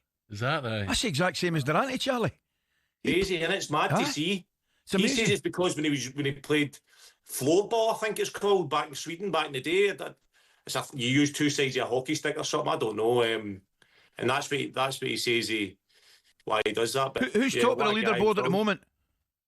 Top of the leaderboard is Mikael Lustig. We're up last night. Me and him get under par, but we're 2 over after 6, and we birdied the last 3. We birdied 3 at the last 4. Brilliant. He's only keeping it warm for you and I, pal. Yes, that's what I want to see. That's what I'd love to see. Charlie, great to talk again. Take care, mate. Charlie, go and change. Thank you. Cheers. See you, pal. Change them colours, Charlie, for God's sake. There you go, Charlie Mulgrew. But amazing he's at Glen Eagles today, isn't it? Great, and we're up there on Friday. But what I was going to say is, he was telling me when I was talking to him, Henrik. What player he was. Oh, Henrik, tremendous. What a footballer. But a right, still competitive. So Oh, you know? yeah. It's great, that, isn't it? Yeah, I know. Right, still to come on breakfast, 7:45. Superstar Breakfast preview on talkSPORT with Travis Perkins. Doing what matters for the trade. Find your local branch at travisperkins.co.uk. Now we're going to be joined by a very special guest. That's right, 6-time major tennis winner Boris Becker will be with us a little bit later on. We'll ask him about his new book, which reveals all about his time in prison and the current state of tennis. Chris Evans said he read it yesterday in 2.5 hours. He said it was fantastic. We're giving your listeners a chance to ask Ali anything you like. Have you wondered why he's suddenly wearing a cap everywhere? What's his favourite movie is? We'll get your voice notes sent in on WhatsApp, and he'll answer all your questions at 9:45. That was a look ahead with Travis Perkins. Superstar Breakfast preview on talkSPORT with Travis Perkins. Bricks on bricks on bricks. Over 40 million available to order with delivery to site. That's one less thing to worry about.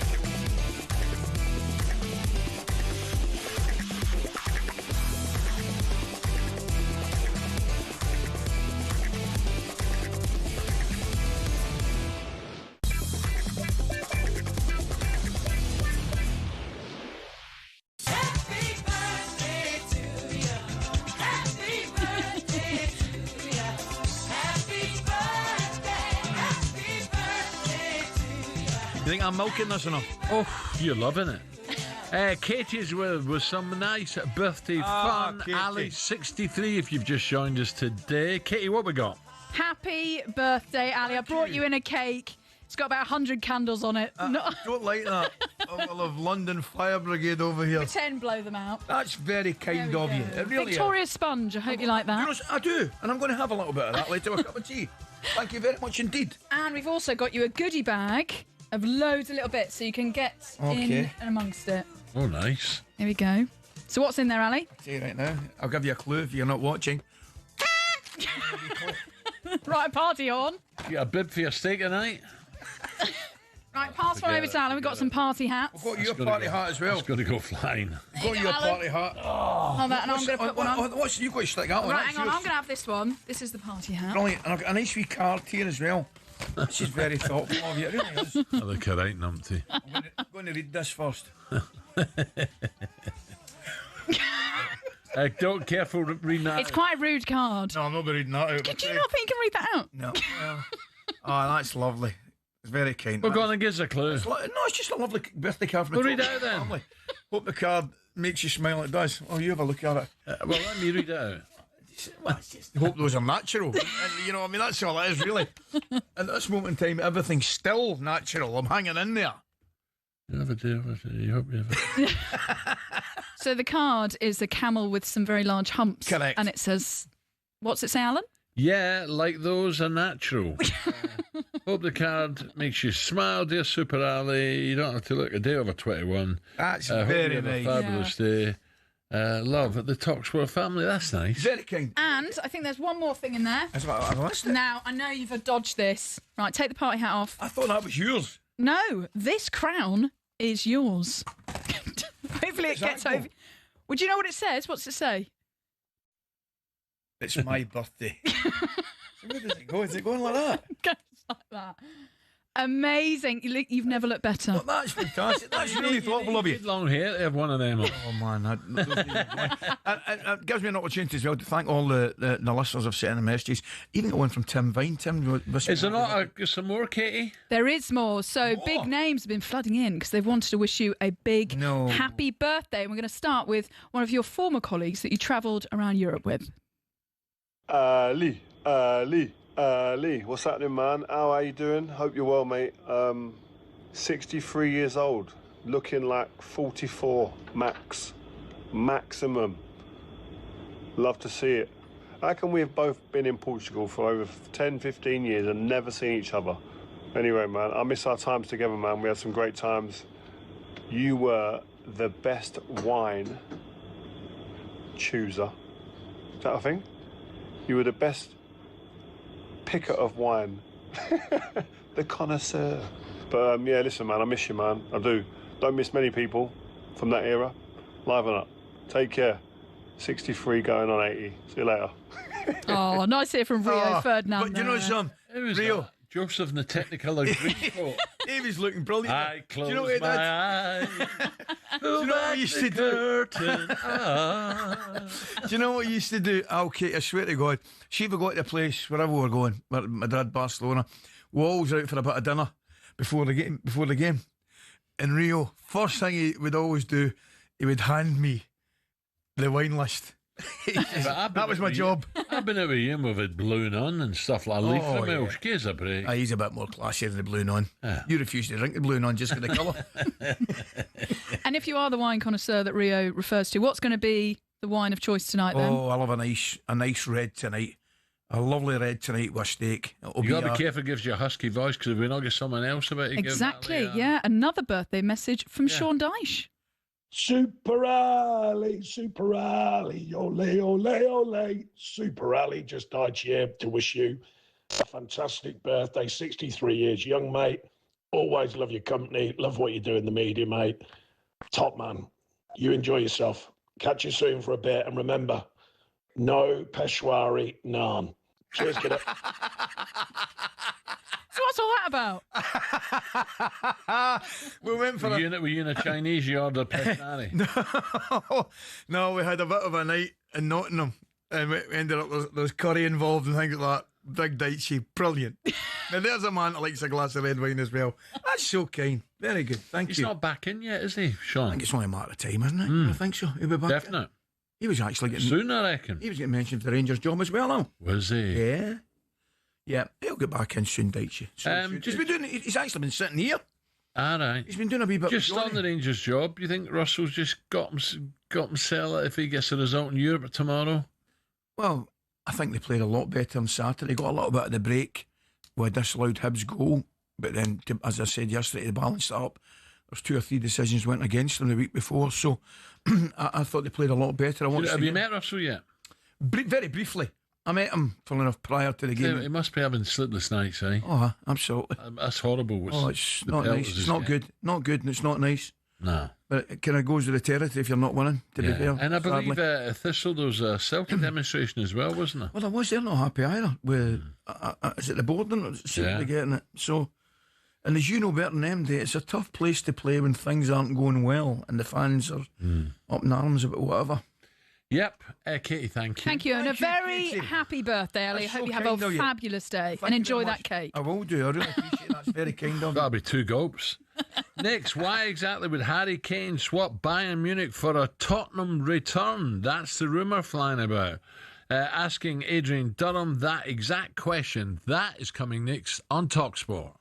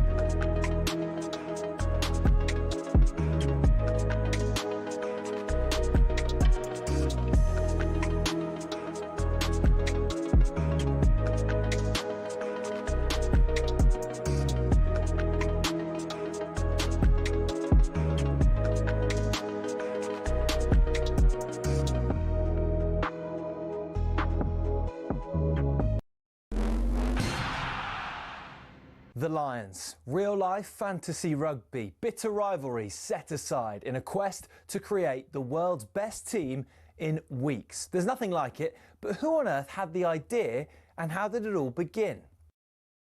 Incredibly, the first Lions tour was organised and funded by 3 men who played in England's first ever Test cricket match: opening bowler Alfred Shaw, opening batsman Arthur Shrewsbury and captain James Lillywhite. The 1888 Lions squad, then made up of 17 English, 4 Scots and 1 Welshman and a Northern Irishman, took a 46-day boat trip to New Zealand before heading to Australia. The Lions weren't alone on the boat. Also on board were 300 stoats and weasels, who were brought over to eliminate New Zealand's rabbit problem. The first ever Lions captain, Robert Seddon, died of drowning midway through the tour while sculling on a river. Andrew Stoddart, who was another of the cricketers there, took over and was the star of the tour. The next one was the first to get official recognition from the RFU against the newly formed Springboks. Although the Lions won the series and beat the Boks again 5 years later, in the 12 series since in South Africa, they've only won 2. New Zealand has proved an even tougher hunting ground, just the 1 series win for the Lions in 11 attempts, which came in 1971.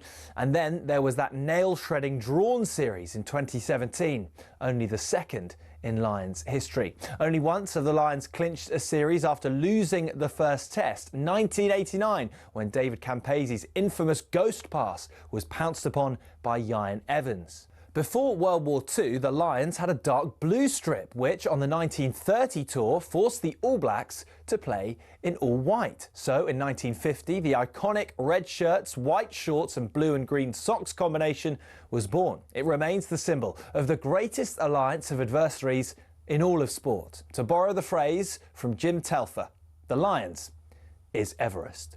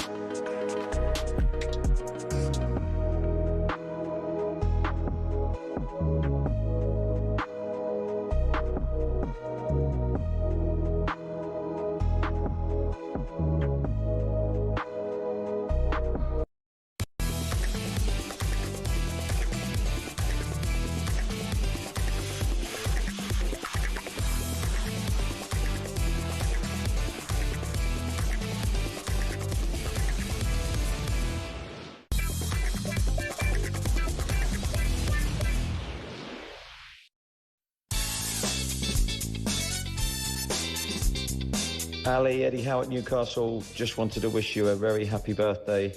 Well done with all your work, mate. You're unbelievable to listen to. Always make a game better with your humour and enthusiasm.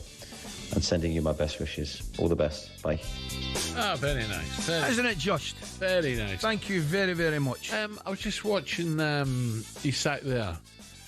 Once again, that playing out from the back for Isak's goal, it's just bonkers.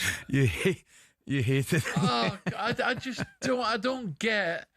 You know, the comparison between, you know, playing out from the back and keeping possession and getting up the line and scoring compared to giving the ball away and conceding a goal. It's just ridiculous. No, I know. I get it's massively in the negative favour rather than positive. Massive. No, I don't mind it at the right time. But if it's got to go long, I'm the same as you, mate. It's got to go long. Honestly. talkSPORT Breakfast with Arnold Clark. Get the UK's best used car deals guaranteed. Alan Brazil and birthday boy 63 Ally McCoist. Where's the years gone? Oh mate, don't. Russell yesterday said, you know, it was 50 years we first met. 50 years ago. I went, what? Oh, you're kidding me on. Yeah, 50 years ago when we were kids in the youth team. 60. You're joking me. Yeah, well, I'm 66, yeah. 50 years ago. I'm going to tell you something, mate. I'll bet it will be. It's 40 years since Big Lofty came up. The big Terry would have signed for Rangers. Crikey, 86. Scary, isn't it? Scary. It's 40 years, man. Yeah, but I remember there's a guy called Mick Lambert used to pick me up when I didn't have a car, take me training when I was in digs. Yeah. He used to always say, make the best of it, because when you start Flies over 45, it just flies by, and how right he is. I know. Anyway, let's kind of no depress each other, will we? You would soon be getting your bus pass. I think I can get one. I thought you got it at 60. Can you not? Is it at 60 you can pick it up? I mean Freedom Pass in London. You better get on that tube up to Heathrow and to City for nothing. So I can get my wee Oyster card? No, you can't. Sorry, you can't. I think you got to be a resident. Oh, is that right? Yeah, but you're getting there. You're getting there. You get your Kane. Well, I'm down here enough. Yeah. I mean, he could do me a wee favour, that Sadiq Khan, and give me a wee freebie, what do you call it, a wee Oyster card for Coisty, no? Don't mention his name to me. Oh dear, okay. Now, is this man returning home, is he? Runs up, hits it right footed. Harry Kane, history maker and record breaker. I think there's a lot of Tottenham fans, including myself, who would like to see Kane back. He's a top player. I don't know what he's thinking. I'm a traveller. I like to explore things as well. So he's been here for many years. So why not enjoy the time at Bayern a little bit more? But he's welcome. If you want to join us, he's more than welcome. He's got unfinished business at Spurs, no? Apparently we have a £54 million buyback clause. Harry Kane coming back to Tottenham Hotspur, the shirt sales, etc. and that. He'd probably cover most of that from commercial stuff. Given an opportunity that he's going to score, he's one of the best that we've seen for many, many years. Being an all-time great at Spurs, I think he would be. Put it back, Kane! Was there ever any doubt? So Harry left his beloved Tottenham back in 2023 for the bright lights of Munich, but the canny former Spurs chairman Daniel Levy made sure to sneak a buyback clause in the deal, giving the North London club first option on the prolific forward, and he is prolific. Thomas Frank said in a press conference yesterday there's a lot of Spurs fans, including myself, who would like to see Harry back. He's a top player. Let's bring in the voice of live football on talkSPORT, Adrian Dunham, who's watched Lincoln give Chelsea a bit of a scare last night. Adrian, morning. Adrian, good morning. How are you? I'm just fine. Happy birthday, Ali. How you doing, Alan? Good to speak to you. All good, Adrian. All good. I think if you're Bayern Munich, you're a little bit, whoa. Keep your nose out of our business, please, Mr. Frank. I don't know where that's come from. Do you?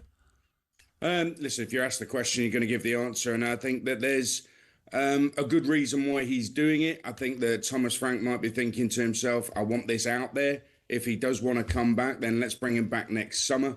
I can't actually see it happening next summer unless Bayern Munich win the Champions League. I think that's the big thing for Harry Kane. He wants the best chance possible to win the Champions League. And you have to say, with respect to Spurs, the best chance for anyone doing that is at Bayern Munich. So I think there's a great chance this could happen because of the buyback clause. Why wouldn't you buy him back with his goal record? The fact that he wants to break that record, the Premier League record as well. There's another thing as well, and I know this for certain. Harry Kane, when he was at Spurs, was absolutely desperate to win something with Spurs, a trophy with Spurs. Now, he's left, they've won a trophy, but if he wants to go back and win a trophy, I think that's one thing he'd love to tick off in his career. Adrian, listen, he's been fantastic. I can't believe sometimes the level of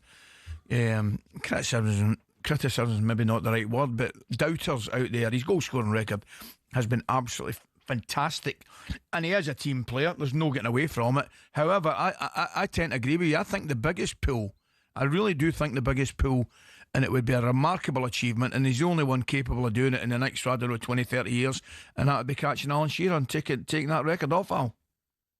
And also look at Spurs and how they've struggled to get a prolific centre-forward since. I was at the Brighton game at the weekend, and Richarlison, he has his moments where he's fantastic. We saw him at the last World Cup be brilliant for Brazil. But, is he going to get Harry Kane-style numbers? Probably not. Is Solanke, when he's fit, going to get those numbers? Probably not. So for 54 million, which we believe is the buyback, that is an incredible bargain for somebody with the numbers of Harry Kane.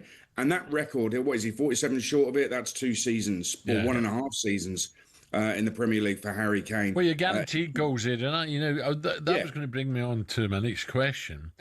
Where are you? Look, it's early on. It's only 5 games in the Premier League. Gyökeres. Is Gyökeres, look, he worked his socks off against City, but is he top class? Is he anywhere near that Harry Kane level? What I'll say about Gyökeres is we've seen him score goals, be prolific. In the Champions League, he's had some incredibly stellar games. One thing that's holding him back is not him and his lack of perceived talent, it's the way Mikel Arteta's playing. He is holding him back. He's not giving him the creative forces, the supply that's needed for him to thrive and shine. I actually think he's done okay, probably doesn't deserve the criticism. But everybody knows Mikel Arteta, every Arsenal fan I've spoken to is frustrated with Mikel Arteta. He's got all these attacking players, but just doesn't create the chances. No Eze against City. No Eze against City. No, absolutely. Listen, there were injury problems, I get that. And now Noni Madueke's out as well. But when you've got those players, and he had some sitting on the bench, and he's not always gone for it. He's had the handbrake on away to Liverpool. He's had that same situation in the first half against Man City where he hasn't gone for it. I think I find it, if I was an Arsenal fan, I'd be very, very frustrated. So Gyökeres, I feel a bit sorry for, really. I think they need to open up a bit more, because if they do, they could win the title. There's no doubt about it. It's funny. I thought the bigger story at the weekend, I really do. I think the bigger story was the way Pep went in the game. I've never, ever seen him do that. I've never seen his team. I think it's the lowest percentage possession his team's ever had.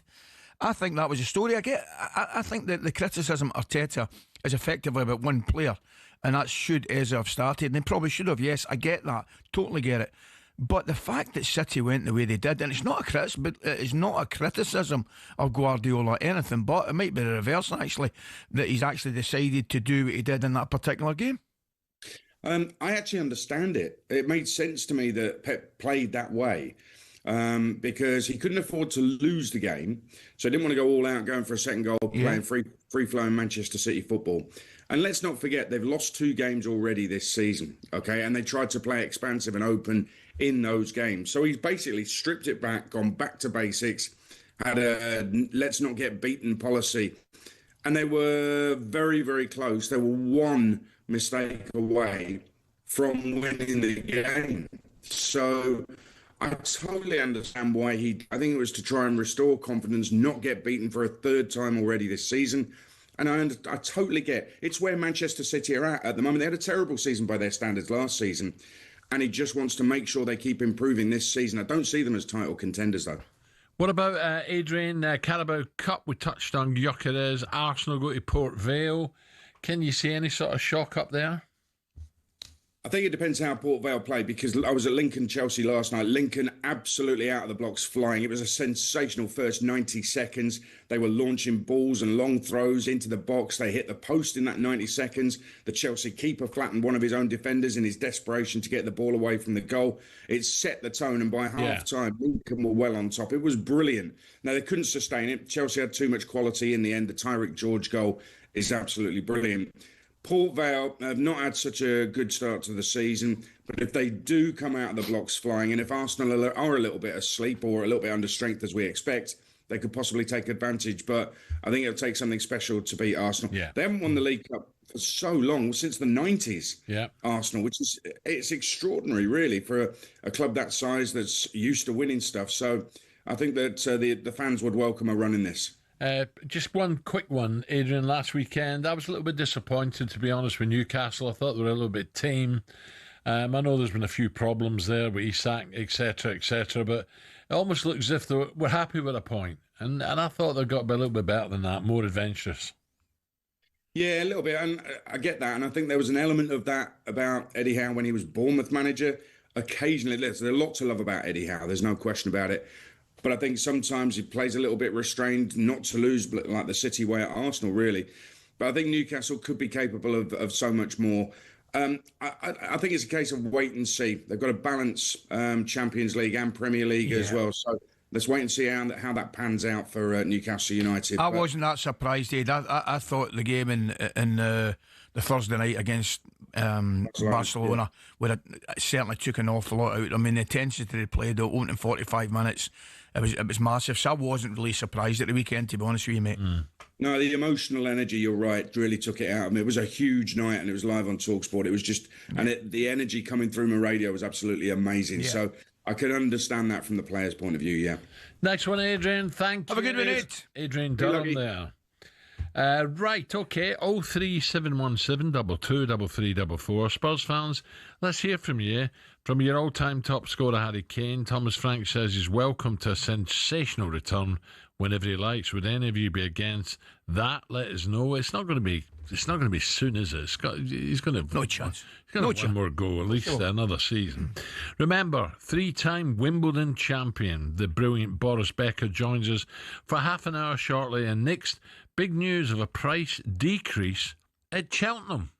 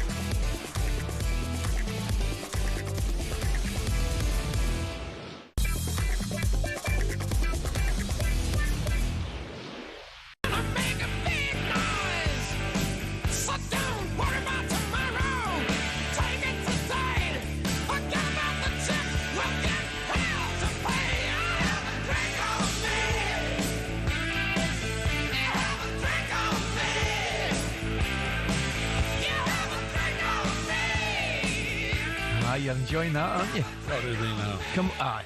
Listen. Really. No, I was talking to Big Butch yesterday about music on the bus, away games, and going there and coming back. Iron Maiden. And him and Mariner loved a bit of Iron Maiden. AC/DC, loved all Of that. course he did. Iron Maiden, I remember Big Butch come up. Iron Maiden was the first one that he was into at the time. And by the way, I'll tell you the best ever. We went on a European trip, Rangers. Walter was the manager, I was his assistant. And Bruce Dickinson, lead singer Iron Maiden, was only flying the plane. And I'm not joking. What's the chances of that? Well, he's been flying before, but... You want to hear the noise? You want to hear the noise coming from the cockpit? Well, Deep Purple, Big Butch and Mariner loved that. Yeah. Ian Gillan band. QPR fan Ian Gillan. Is that right?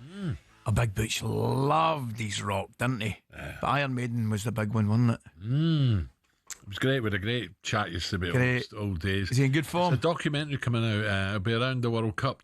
That's right. I'm doing a bit. I'm doing a wee bit for it. Yeah, it's going to be one great. of the lads asked me. And it's George Legend. Willie's boys behind it as well. Is it really? Yeah. Great. So it was great. Where did you meet them?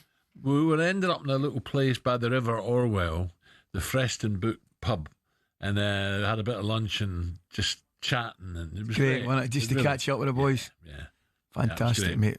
I love a big man. Right, a bit of DC there. We'll have a drink on me, which we're playing because Cheltenham has taken action to stop the festival's attendance slump. Now, this is amazing. What? Because racing attendances are up and up and up all around the country. But Cheltenham last year, why? Why was it down? Beer prices dropped, capacity lowered as racecourse boss Guy Lavender moves to prioritise the racegoer experience in a bid to increase the crowds next year. Last season, attendance of 218,000 was the smallest record in the past 10 years, but Lavender expressed confidence numbers will increase and would increase in 2026, with sales already encouraging. We were talking about this last week, and people booking up already, so all my pals are all booked in. And the best news is the price of a pint of Guinness has been reduced by 30 pence to $7.50. The same as it was in way back in 2022, so they're bringing it back down by 30p. Cheltenham, I was going to say, is it losing a bit of appeal? I'm not sure it's losing no its chance. appeal. I don't think so. But I think sometimes we're at the stage now, in every walk of life, whether it's Cheltenham, whether it's shopping, wherever you're going, I think the punters, they just don't want to get ripped off. Do you know what I mean? They've had enough. They've absolutely had enough. It's not just the Guinness and it's everything, mate. It's hotels. Yeah. Getting there, getting back, overnight stops. I think we're all in the same boat, Alan. Right? I genuinely do. I think we're all aware it costs a couple of quid to go and do things, right? And we're all willing to pay it. But we don't like getting ripped off, mate. Plus, the message at the moment is now watch your pennies, because, you know, with the economy, with inflation, with tax, it's going to go up. That plays a big part in people's thinking ahead. Of course, what do we spend their money on? Listen, they're going to guard the pennies, and Cheltenham can't do anything about that, next budget. They can't do anything about that. No. Okay, right now let's get the latest odds with Coral, and here comes Simon Clare.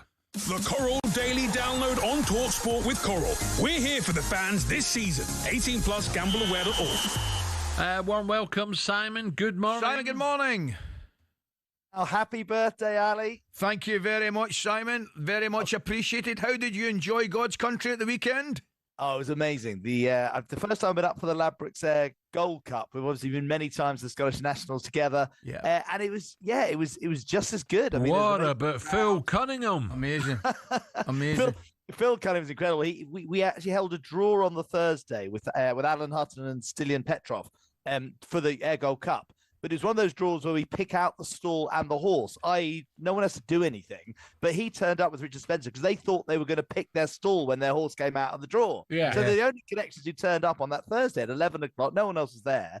But they got their just desserts for their enthusiasm because they won both the silver and the gold cup. Incredible. Unbelievable. Incredible. Phil, I know Phil. I know his dad as well. They were in Transport, Chelmsford boys. And they bought a beautiful yard down there, really. And he's just getting stronger and stronger. Yeah. Cockney Rebel, you go back to winning both guineas. Steve Harley and Cockney Rebel. Steve Harley. Yeah. He's a really good guy. He and it was his first time. You know, he'd had runners at Air before, had never gone up there. You know that way. Both of you guys, you get it because we've been enjoying it for so many years. when people first come up and realise how amazing it is, it's like the dawn breaks, and they'll come ever more, won't they? You know, and I think Phil couldn't believe how good it was. We then bumped into him, the Scots in Troon Marina. Yes. Going, wow, look at this place. We were recommending it. I said, trust me, Phil, you'll be coming here every year now from now on. And, it's brilliant, mate. It's absolutely fantastic. Of course, the great, lovely Christian. Oh, I sent me a message the other day. Did it was interesting when he won in the Air Gold Cup with Kitties. Was it Kitties Light? Yeah, the Scottish National. Yeah, that Kitties Light. Absolutely. And he nearly missed saddling her up. Because he was with you, Al. You're not the first person to be distracted by Alan Brazil and a bottle of wine. So, you know, maybe looking after your horse. He went, I've got to go, boy. Woof, away he went. He sent me a beautiful picture of the gallops the other day, and his dog was getting in the way, and the horses were like, get away, get away. Yeah, it's brilliant. Beautiful. Brilliant. We're talking to the Coral Race Club. We've actually got 2 runners today. We've got Lady Mendoza, who runs up at Perth in the 525. There's been a little bit of money for her. She hasn't won yet for Rebecca Menzies and the club, but Brian Hughes is on board. He still retains the faith, the jockey. So maybe today's the day for her. And then Rockstar Icon goes at Kempton in the 740 with Callum Rodriguez. And he's been quite well backed. Again, been disappointing, really. Just, so ran better last time at Brighton, but maybe today on the all-weathers today. So a couple of... Simon, just a quick one. There's a racetrack. Have you been to Perth? Never. Beautiful. I've heard it's amazing. Oh, Simon, it's beautiful. You must have been there, Al. Do you know what? I think I've done Ayr, I've done Lanark. I don't think I think that's the only 2. Oh, it's gorgeous. No, I've done Musselburgh. I think I've been to Musselburgh once. You'll be at Hamilton as well, obviously. Oh, Hamilton. Yeah. Perth's gorgeous. Sinners, yeah. Must get there. You've got to do it. What about football tonight? As well, the borders around Kelso, Kelso, a great track. Lovely down there. But you get an opportunity, Simon. Believe me, you've got to take my advice. You've got to get to Perth. Anyway, moving on to football tonight, mate. What are you thinking? Well, we got it's Red Star Belgrade, isn't it? This Savannah Red Star. I was just have to remind myself, but we remember it as Red Star Belgrade playing Celtic tonight. Celtic are favourites, 6-4 Celtic, 13-8 Savannah's Vedsta, 5-2 the draw. Nothing between those two sides. Obviously, heard Charlie McGrew optimistic that Celtic might go there and get the 3 points. Yeah. So we'll cheer them tough. I think it's going to be tough, but we'll see. And Real Betis versus Forest. Mm-hmm. I think Real Betis is 7th in La Liga. And, of course, the reigning cup holder with Spurs. And now he's at Forest. They're outsiders tonight, 2-1 against Real Betis, who are 5-4. I imagine a draw probably be what Ange and Forest be after. That's a 5-2. Simon, tomorrow as well, Villa, God dear, what is wrong with Villa at the moment? Bologna and Rangers against Genk. More Belgian opposition. I know, they got a goal, didn't they, Villa? They're at home as well. Maybe this is the game which might, with a full Villa part, might sort of really, fire up their season, really. 4-5, they are at home. 5-2, the draw. Bologna, 3-1, a good Italian side. And then Rangers, just about favourites, 6-4 over Genk, who are 7-4. So a tight game there, 11-4, the draw. And again, Rangers, that win at the weekend, they could do with a bit of impetus for their season. Let's cheer them on tomorrow night. Simon, the Ryder Cup. We know it's not to the weekend, but can't wait, mate. How do they bet the Yanks just favourites? I think the odds on it. Americans. They are 40, but I mean, not by much. 4-6 USA, 6-5 Europe to lift the trophy. A tie would do for Europe. They're 8-5 to win it, 12-1 the tie. So I mean, it's their home advantage we know is big when it comes to the Americans, particularly. They're 4-6 in their own backyard, but it looks a strong. I think both teams look really strong. McIlroy 7-2 to be the top European point scorer, and Scotty Scheffler is 11-4 for the Americans. But I cannot wait. Although Scotty, the last Ryder Cup, he struggled, didn't he? If you look at his results, they got absolutely battered in the pairings, didn't he? He got thumped by the Scandinavian boys. Yeah, it's interesting. So over the years, funny enough, I mean, in the end, Tiger Woods' record wasn't too bad, but we saw the likes of Woods and Mickelson struggling a bit. They're great individual players. For the Americans, particularly, the Europeans seem to create a far more cohesive team unit. Mm-hmm. But more importantly, you were talking about prices at Cheltenham and beer prices. Rupert Bell posted the beer prices at. My goodness, Simon. Could not believe it. He posted £12 a pint. The beer prices at Bethpage at the golf. It was ridiculous. I could not believe my eyes. Yeah, basically it's $16 for a pint, Al. Yeah, which is around about but that's good quid. because them Yanks can't drink, and they're just a pain in the backside when they've had a few. I'm just saying, I do sometimes think when particularly when people talk about the price of a pint at Cheltenham, if you go to the O2, which I've done many times, it's more expensive there to watch a band play at the O2, and certainly when you go to some of the around the world to Breeders' Cups and obviously now the Ryder Cup, the beer price is even more expensive. So maybe £7.80 or whatever is a pint. They've reduced it to £7.50. Well, I've already spoke to a few people. Get your booking in for Cheltenham right now. Exactly. Guy Lavender. I met Guy Lavender, the new manager. He's ex-Lords, really good guy, lives in the Cotswolds. Really was impressed by his plans and everything. And so, the announcement today of the £1 million invested, freezing ticket prices, reducing the price of a pint, and allowing people to drink outside while they're watching the racing. All these things, I think, are going to make a difference. Great news, Simon. Simon, I've got a good one, mate. Thank you, guys. Our junior producers give me pelters, old dim sum.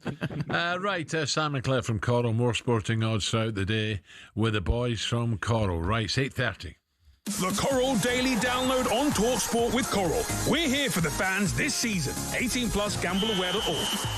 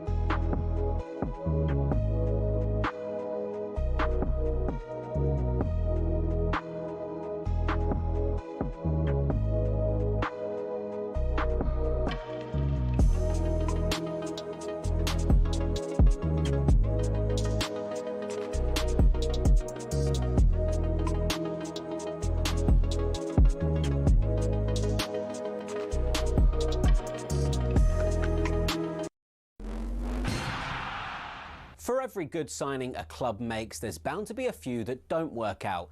Manchester United have certainly had their fair share of those, especially since the end of their golden age under Sir Alex Ferguson.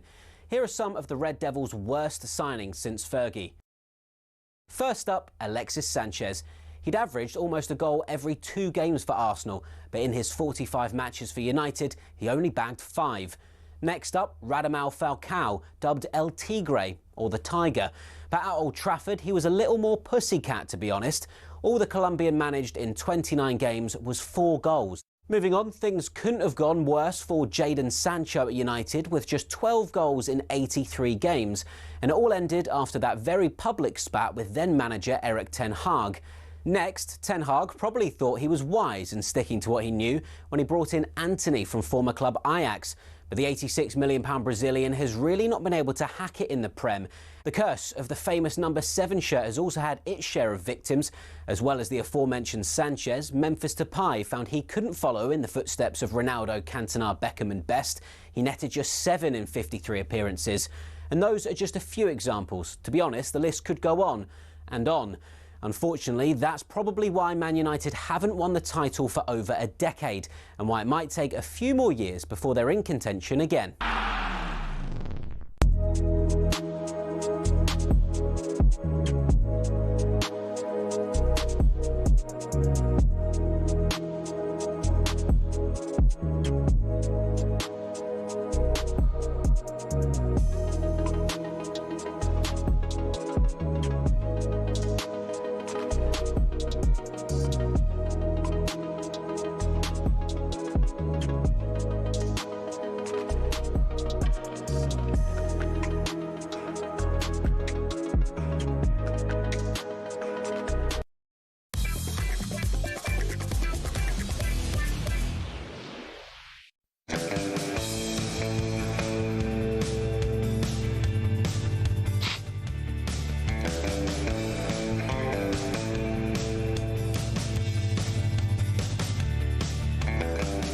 Okay, 8:36 on talkSPORT. Alan McCoist, happy birthday, Ali, 63 with us. Now it's time to welcome. We've had some great sports stars on this programme. We have. And we have another belter for you. It's time to welcome this tennis great on the show. My name is Boris Becker, and I'm the youngest Wimbledon champion of all time. I was 17 years old. What a tremendous performance. This boy is 17. He came here on his second Wimbledon, and here is a player who learned his tennis on clay and so quickly has pulled the championship off on grass. But who could have foreseen that he could have run right through this championship in such dashing style?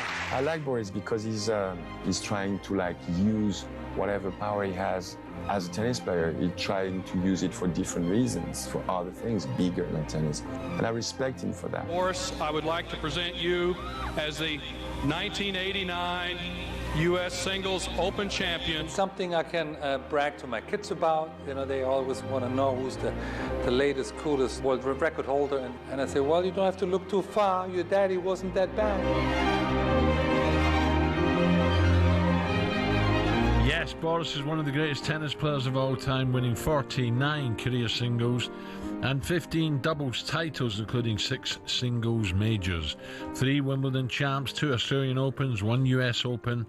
Also won 13 master titles, 3 year-end championships, an Olympic gold medal as well in the men's doubles in '92. And led Germany to 2 Davis Cup titles in 1988 and 89. Boris is the youngest ever winner of the men's singles Wimbledon title, a feat he accomplished aged just 17 years, 7 months and 15 days, way back in 1985. Wow. So Boris was declared insolvent in June 2017 for a £3.5 million euro loan which he owed a British bank. Signed it without reading the small print of the 25% interest rate. He was then prosecuted for a number of charges and went to prison for 8 months. I'm delighted to say good morning to Boris Becker. Boris, morning. Boris, a very good morning. Good morning. Thank you for having me, and happy birthday, Ali. Oh, Boris. Day for you. Boris, if somebody said to me, the back of 8 o'clock that Boris Becker would be wishing me a happy birthday, and I said they were mad, but thank you very, very much. It's greatly appreciated, my friend. Boris, this is Chris Evans. I think you're going to talk to Chris later, who's hugely talented. He read your book yesterday. I've just got a copy today. I will read it. He said it is fantastic. Now, Boris, this takes a lot of guts, a lot of Slazenger balls to write a book like this about your experience in prison. What made you do it, Boris? Well, a lot has happened to me in the last, 10 to 15 years, being a pretty famous guy. So the world news had a field day because I was in a trial and so forth. I couldn't answer, and you know how these days work. They live on the headlines. If you read the the small print, sometimes the story isn't as sensational. Yeah. So I felt the need and the urge to once I'm cleared, and once I'm back in freedom, as they say.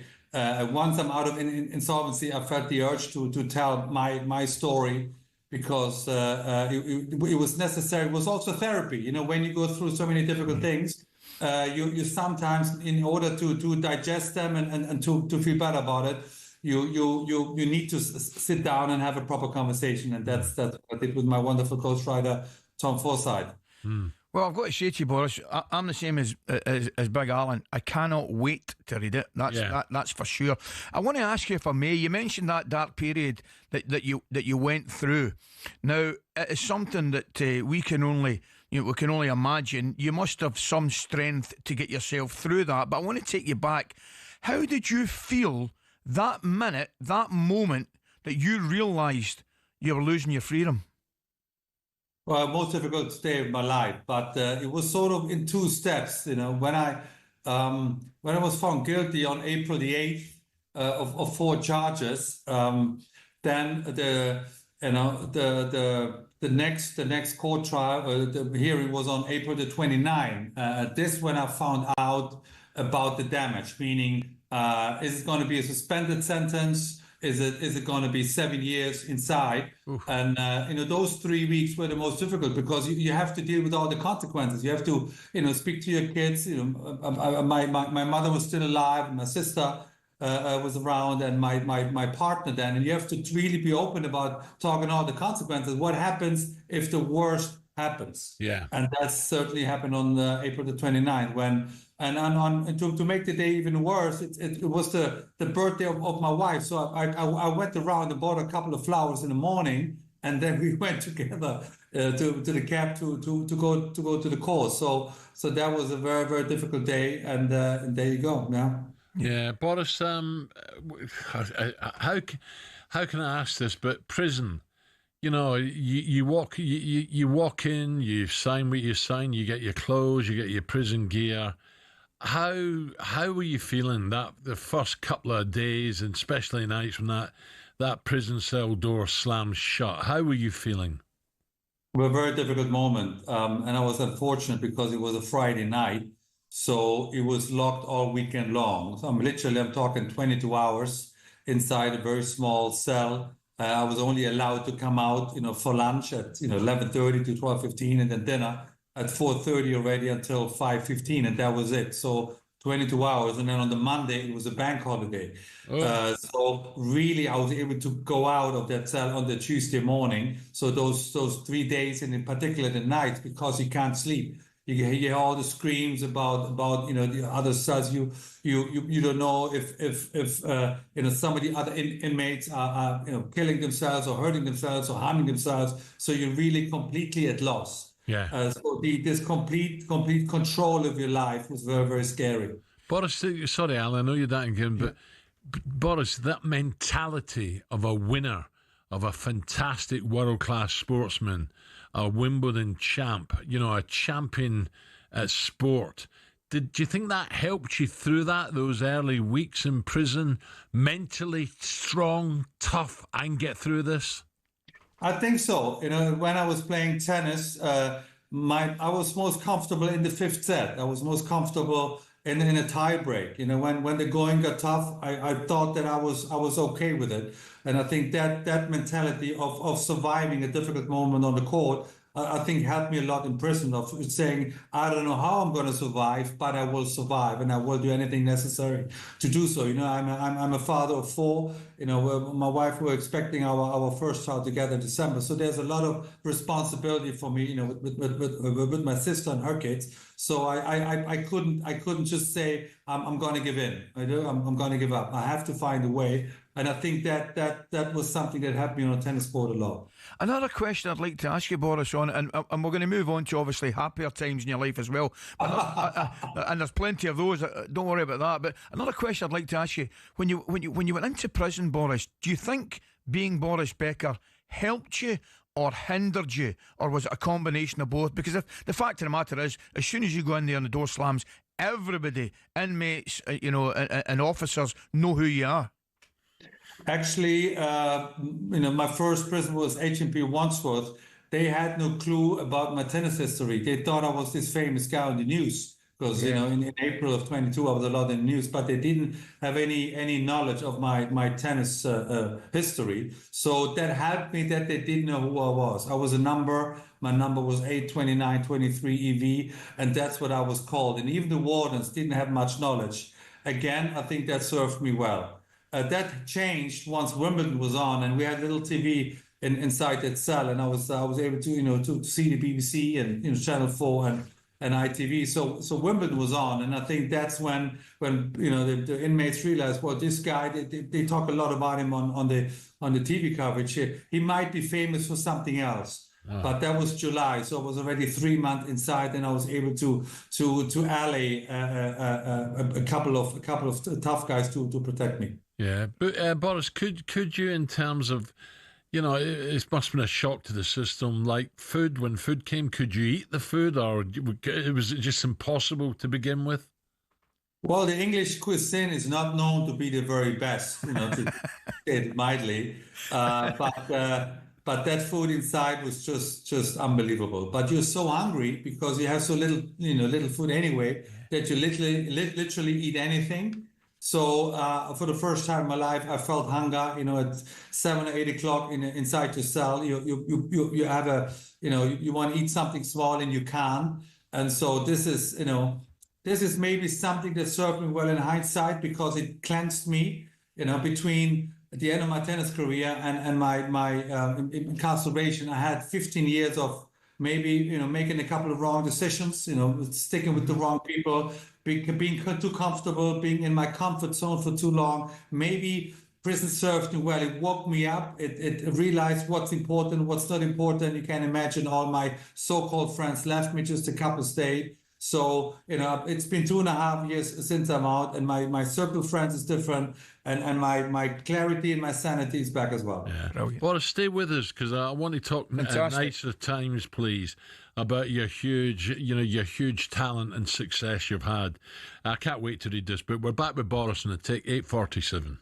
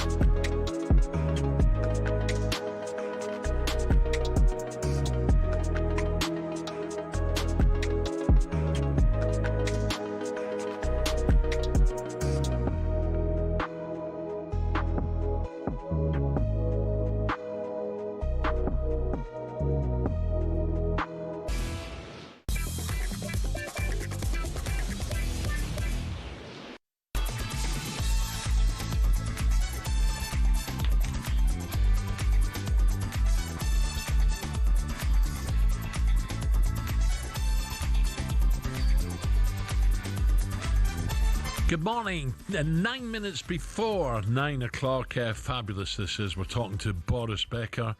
Of course, Boris's new book, Inside, is out, and I'm told it's fantastic. I can't wait to read it.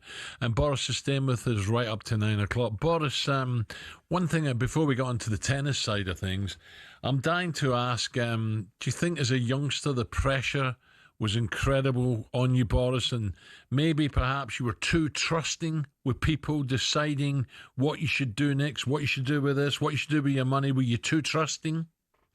Well, that's a very good point, but I shall say that winning Wimbledon at 17 was very unusual. But I must say my tennis career, I was surrounded by great people. My manager at the time was Jan Teriak. The problem really started afterwards when I was 35. Obviously, I didn't go to university. I didn't study law. I didn't study business. And I was too trusty then. Let's say between 35 and 45, they were my bad years. And it's because obviously as an athlete, you're supposed to just concentrate on the tennis. That's actually a problem that's occurring with today's great athletes as well. They're put in a cocoon. The only thing they do is play football or play tennis, rightly so. But once they stop their career, sometimes they don't know left to right. And that sort of happened to me, and that this is where I got into trouble. Boris, another book I read which I thought was absolutely fantastic was Andre Agassi's book, right? And I couldn't put it down. I thought it was absolutely amazing. And I'm thinking back to yourself. I can remember as if it was yesterday, Boris. Honestly, you win in Queens, a 17-year-old. And I'm watching that television. I'm saying to myself, dear me, this is a tornado that's just arrived on the scene. And actually watching you in Queens, believe it or not, it was not a massive surprise to me when you went on to win Wimbledon. At that point in your life and that point in your career, you looked absolutely fearless and in control of your own destiny. Would that be right? No, that is correct. I mean, did you put a couple of quid on me then when you saw that I wanted? Do you know something, Boris? I mean, I'm going to tell you the truth. I did. See, when I did. I promise you, I did. When I saw you win Queens, I did stick a couple of quid on it. I did. Yeah. I mean, a couple of people actually made a nice amount of money.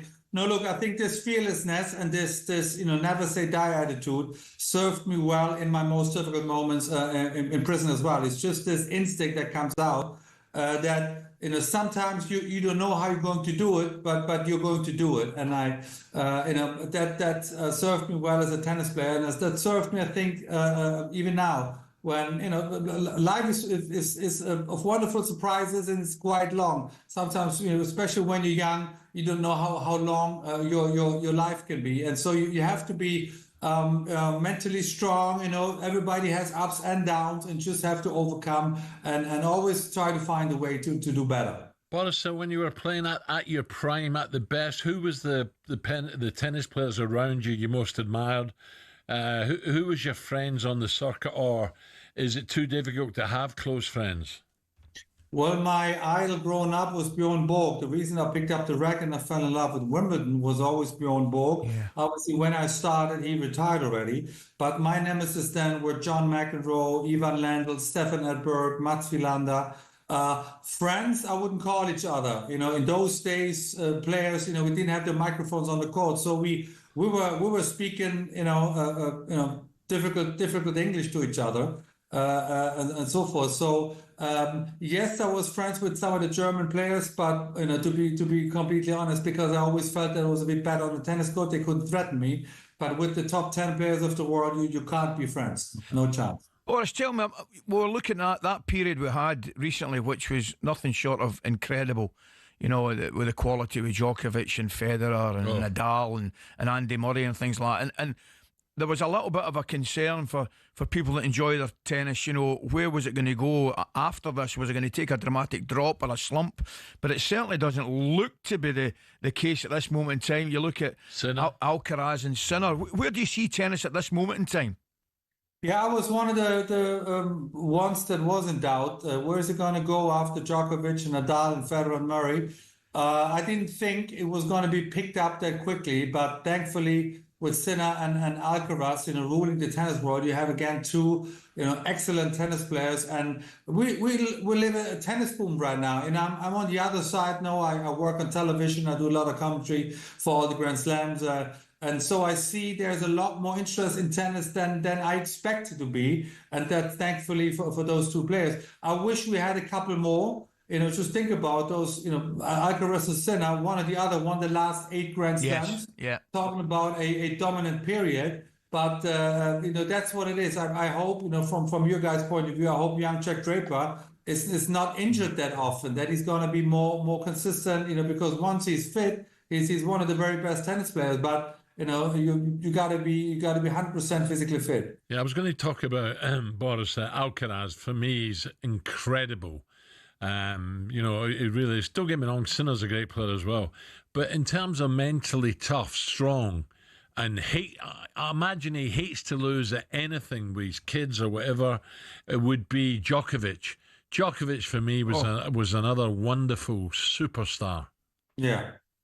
No, that's right. I think they all have the same mentality. You got to be mentally, extremely tough. Everybody can learn a serve and a forehand and a footwork, but the difference is usually who's going to win the big points, and that's down to your mentality. Are you ready to do what it takes to go all the way? And I think that's the difference between winning and losing. Fifth set, once you get into the tiebreaker, it's about your mindset. And you're absolutely right. Alcaraz has it, Sinner has it, and I think Djokovic was the very best in that. What were your favourite? Obviously, your success of winning the US Open, Wimbledon, Australian Open, a few semi-finals on clay at the French. What would be your favourite tournament and your favourite surface, Boris? Well, I think that's an open secret. It's called Wimbledon, right? Yeah. It's called the All England Club. This was always the favourite tournament for me. I think it's the most important tournament in the world. It's sort of, you mentioned golf before. It's sort of the Masters in Augusta. That's Wimbledon in tennis. It's also played on the same green grass. So. Yeah, Wimbledon was always my favorite, was the most important, but that's the reason I'm talking to you today, because I won it a couple of times. Yeah, Boris, will you be invited back to Wimbledon? Are you obviously looking forward to it, but, it can be a bit snooty, Wimbledon. Will they invite you back, Boris? Well, first of all, I have to be allowed back into the country. Because of my deportation, I'm not allowed back yet. So I'm working close with the Home Office and the Ministry of Justice just to give them enough reasons for me to come back. I love London. I love Wimbledon. I think once I'm allowed back, I'm talking then with the responsible people at the tournament. But I don't think that's going to be the issue. It's more me being allowed back into the country. No. It's amazing. Sorry, I'm just going to say, it's amazing listening to you, Boris, and talking to you. And you said right at the start something that I thought was very, very interesting. And you have been unbelievably open, and I can't tell you how much we appreciate it. But what I'm getting from it when I'm listening to you and I'm watching you, I can understand the therapeutic side of you writing this book, because at this moment in time, you look to us to be in a great place. Yeah, look, it's been 2.5 years since, and HMP Wandsworth is only 2 miles from Wimbledon Centre Court, but they are two completely different realities. One is the best place in the world if you're a tennis player, and the other one is one of the most dangerous prisons in the world. Mm-hmm. So I've lived both, and in order to digest it, to learn my lessons, it was great therapeutic for me to sit down with Tom. It took us 15 months to write that book, and I had to let it all out. In order to write a book like that, you got to be honest. You got to talk about the things you really don't want to talk about it, but how are you going to deal with it? So I felt it was very, very necessary to do so. Right now, 2.5 years later, I live in Milano, in Italy. I'm happily married to my wonderful wife Lillian, and so life is good again. But it took a lot of hard work, and it all started with me. Yeah, brilliant, Boris. I'm talking about pressures again now. For instance, the young kid Lamal at Barca, what a superstar this kid looks. What a player. He's got everything, but he's so young. Would you have any advice for him, to be careful? What should he look out for? Well, it rings alarm bells for me. If I see Lamal, he's wonderful, he's winning everything, he's the best young player in the world. But obviously, that reminds me of young Boris Becker at 17. So pick your friends, trust your family. Just build up a network of security that once you finish your football, you're not going to make the obvious mistakes. But we have to watch this space. And if I go back to your talk show in 10 or 15 years, we might talk about Lamal again. What's happening to him. Boris, just a quick one, mate. You've obviously, you say you've been out for the best part of a couple of years now. What are you enjoying most about your life right now, and what you're looking forward to? I love the most being involved with tennis. I love tennis. I was a decent player. I was a decent coach. I think I'm a decent commentator. And just to be involved with my tennis family, also how they embraced me, they let me back in. They almost have me back with open arms. I will never forget that. So I'm very happy to do what I love professionally and privately. I'm in the best time of my life also for quite a while. I had quite a colorful private life. So I feel like I've arrived. I feel like I'm in a very good place right now. Yeah. Boris, I'm sure this book will be a world bestseller. I'm sure it'll sell all over the world. I can't wait to read it. You sound in a real good place. Is there anyone, Boris, that you'd like to just apologise to for what's happened? Look, I in hindsight, you always know it better. Of course, there's a strong amount of regret. If I would have known for the things I've done, I would have been incarcerated. I wouldn't have done that. I think I served a very high price for it. I'm sorry. I apologize. But we all got to move on. I'm allowed to have a second chance. Boris, that's for sure. We wish you the very, very best, mate. Brilliant to talk to you. Appreciate coming on. You're welcome anytime you like, and good luck with the book and good luck with the rest of your life. And we'll look forward to seeing you over here soon, mate. Yeah. Thank you. Appreciate it. Absolutely. Come and see us when you come back in. All right. Thank you, Boris. Thank you. Yeah. Brilliant. There you go, Boris Becker. Wow. Oh, I love that. What a change. We'll come back to that, Ali, because I'm late breaking, but I don't care. That was great. Brilliant. Loved it. Just got 9 o'clock.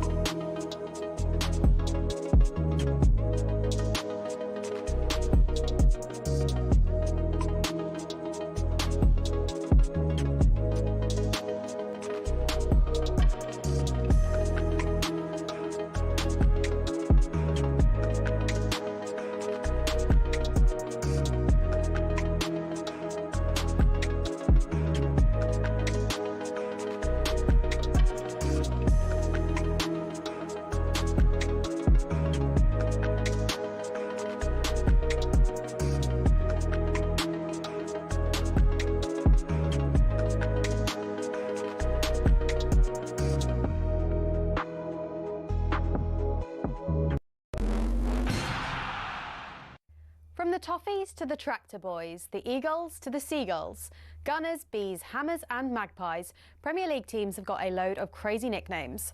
Ever wondered where they came from? Let's start with Everton. They're dubbed the Toffees, but why? Well, because when the club was formed, just down the road there were two local toffee shops. Ye Ancient Everton Toffee House and Mother Noblet's Toffee Shop were big fan favourites. Next, they say if you can't beat 'em, join 'em, and that's exactly what Ipswich Town did when it came to their nickname. The term Tractor Boys used to be chanted by their opponents as a way of putting the team down for their farming background.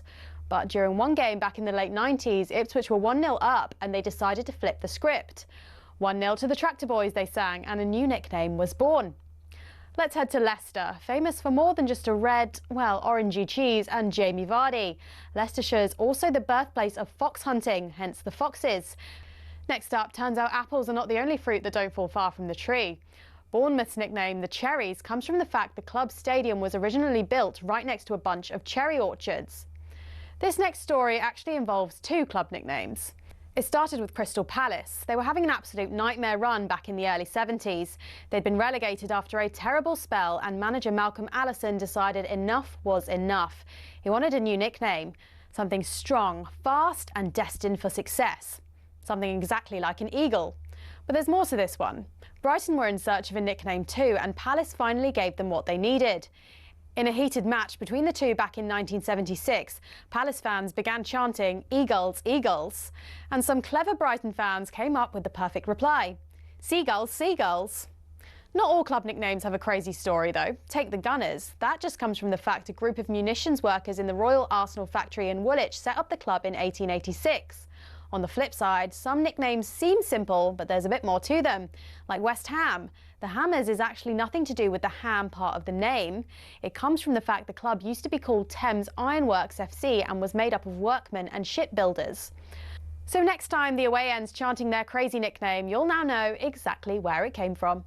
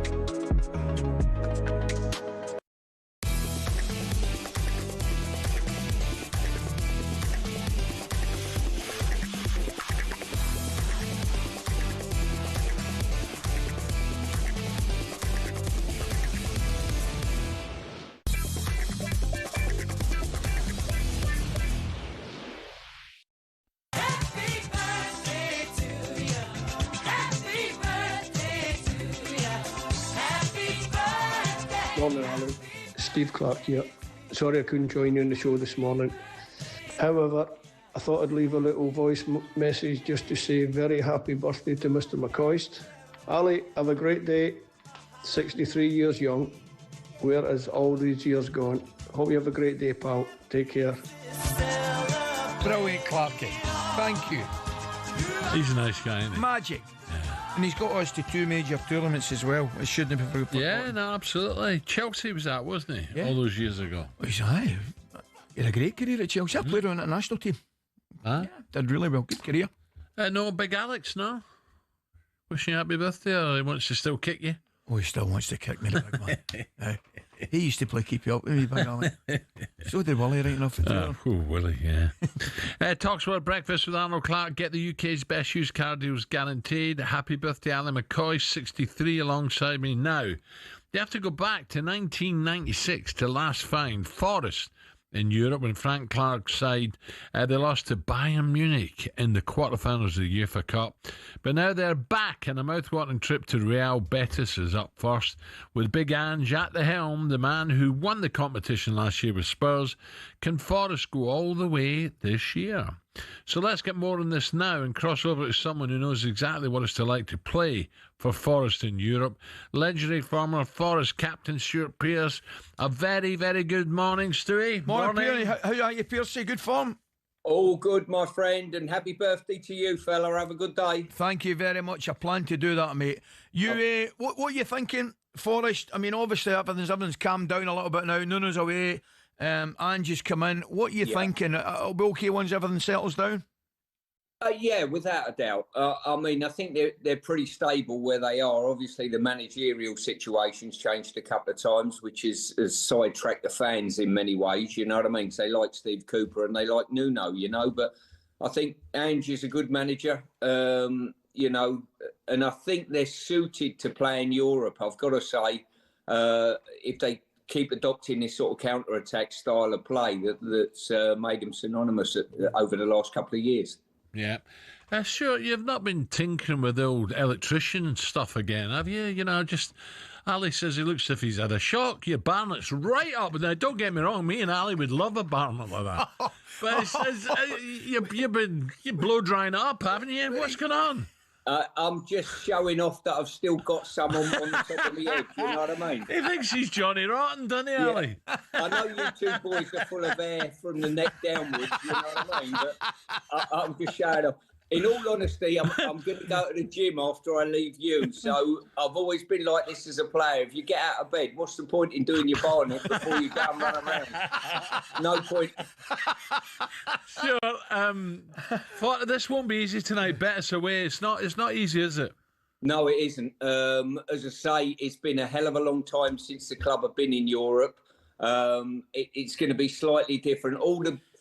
I found this out at West Ham, you know, how difficult it is and how straining it is on the squad of players doing a European campaign as well as a league campaign and domestic cups and all of those type of things. So it'll be a tough task for them, but it should be something the club are relishing. I remember going back to when we got back into Europe again in the 90s, and the likes of sort of Larry Lloyd was working in the media then and travelled with us, and sort of we drew on his experience in many ways, you know what I mean? And that exciting Forest side that won back-to-back. And it was brilliant. It really gave the club a spark and a lift, I've got to say, playing in Europe. I can remember it as if it was yesterday, man. Trevor scoring at the back post. It was against Robbo's cross, and then the following year, I think Robbo got the penalty against Hamburg. Listen, Pierce, you touched on it, and I've got to bring up West Ham's only good result this season was at Forest. Yes. You got to be a little bit concerned for West Ham, have you not? I think so, yeah. There's a little bit of discontent there at the moment. Obviously, the results have been average at best. You know, they won the game at Forest, and you thought, well, brilliant result away at Forest for them. They turned the game round, got 3 goals on the road. But their defensive frailties have underpinned why they haven't done so well this year, I think. You know, they're too easy to score against, especially from set plays. Yeah. Stewie, another one of your clubs, Man City, they were a lot better, weren't they, down in London against the Arsenal? Arsenal scoring late, of course. Yeah. But City look as if they're on the way back. Yeah, I think their performance against Manchester United was outstanding. I really did. I think they played a brilliant brand of football there, probably as good as I've seen them. Back to their best again, almost, you know. So, and the result down at Arsenal, whilst they'll be disappointed that they've ended up dropping a couple of points late in the game, you know, I don't think it's a bad result personally. You know, away to Arsenal, who are going to be one of the main sort of contenders this year, weren't a bad result. Probably the people that are the happiest are probably Liverpool, I would say, with 2 of their opponents, if you like, chasing them, ended up dropping more points. Yeah, and Stu, the big fella up front, Haaland, apart from his goals, he looks mean and hungry again. He certainly does. I mean, you know, his energy and drive for the goal at Arsenal was incredible. Once he put the afterburners on, and I like his physical presence up there, you know. I don't think you can shake him out of the game in any way, shape or form. So he does look as though he's back to his best. And you know full well he's going to get 20-odd goals again this season. But how high above 20, it depends on probably how well City do. Yeah. By the way, Piercy, I need to inform you, Deitchy's been on. Oh, no. And he's asking about that. And there's another one, people in glass houses, he's asking about that Barnet of yours. Right?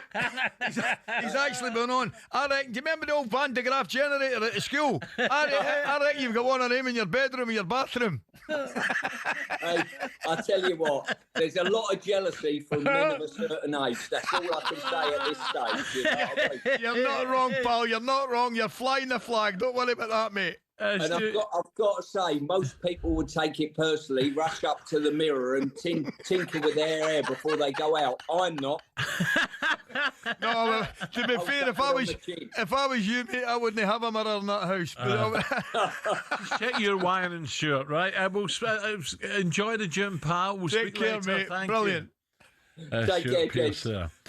Don't forget here, Forest return to Europe tonight away at Real Betis, live in talkSPORT 2. Right, still to come on breakfast. Superstar Breakfast preview on talkSPORT with Benchmarx Kitchens and Joinery. Get trade prices on kitchens to suit all styles and budgets at Benchmarx. Now, still got a lot to pack in before 10 o'clock, so don't go anywhere. We'll ask legendary Arsenal goalkeeper David Seaman, well, there's any chance of a Wrexham-esque shock for the Gunners against Port Vale tonight in the Carabao Cup, like they suffered going back to 1991. Plus, the birthday messages are still rolling in for Alistair. You hear a few more of those before the end. All that and more to come this morning. And that was our breakfast preview with our good friends at Benchmark. Superstar Breakfast preview on talkSPORT with Travis Perkins. With 250 hire branches nationwide, it's easy to hire at Travis Perkins.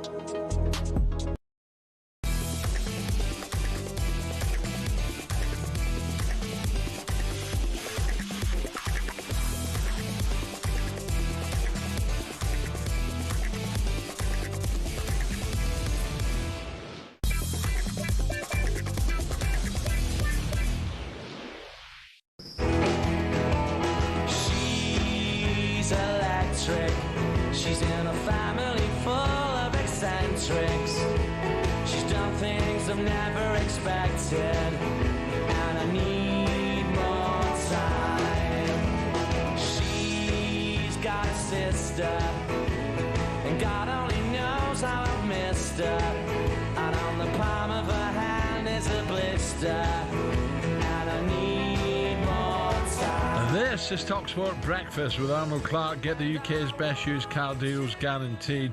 She's Electric by Oasis, of course. We're playing this in honour of Stuart Pearce's interesting Barnet. He's had a shock.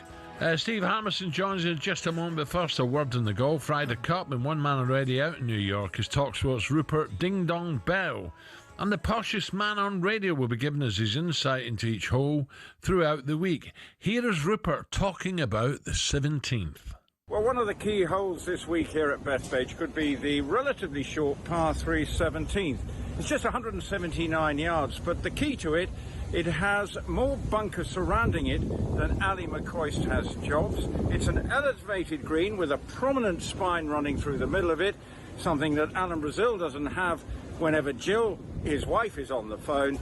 So with the crosswinds, the bunkers, and also the relatively short nature of it, I think it's as a whole that's going to have a big impact on proceedings this week. Huh. Poor old Boris can't get in the UK and Rupert gets allowed in America. What's that about? He's all over it, but I didn't. He put something up in his trip and he was talking about the prices. It looked absolutely ridiculous. Rupert, I tell you who else about it there, by the way. Who? Our producer, Ollie. What's going on here? I thought we have no budget. No, I don't. No budget for you and I, obviously. But it's a joke. They weren't complaining in Rome, were they? No. Well, we done a brilliant few days. We gave them some expert analysis, didn't we, over in that Ryder Cup in Italy, didn't we? Magic, wasn't it? Wasn't it great?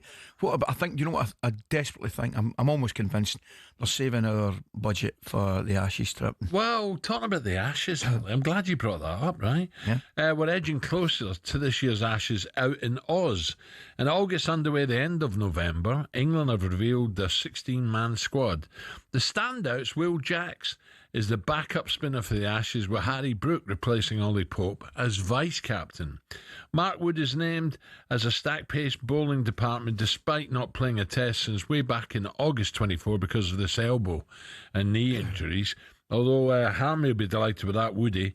But Chris Wokes, who bravely batted with a dislocated shoulder on the final day of the home test summer against India, was not considered on fitness grounds.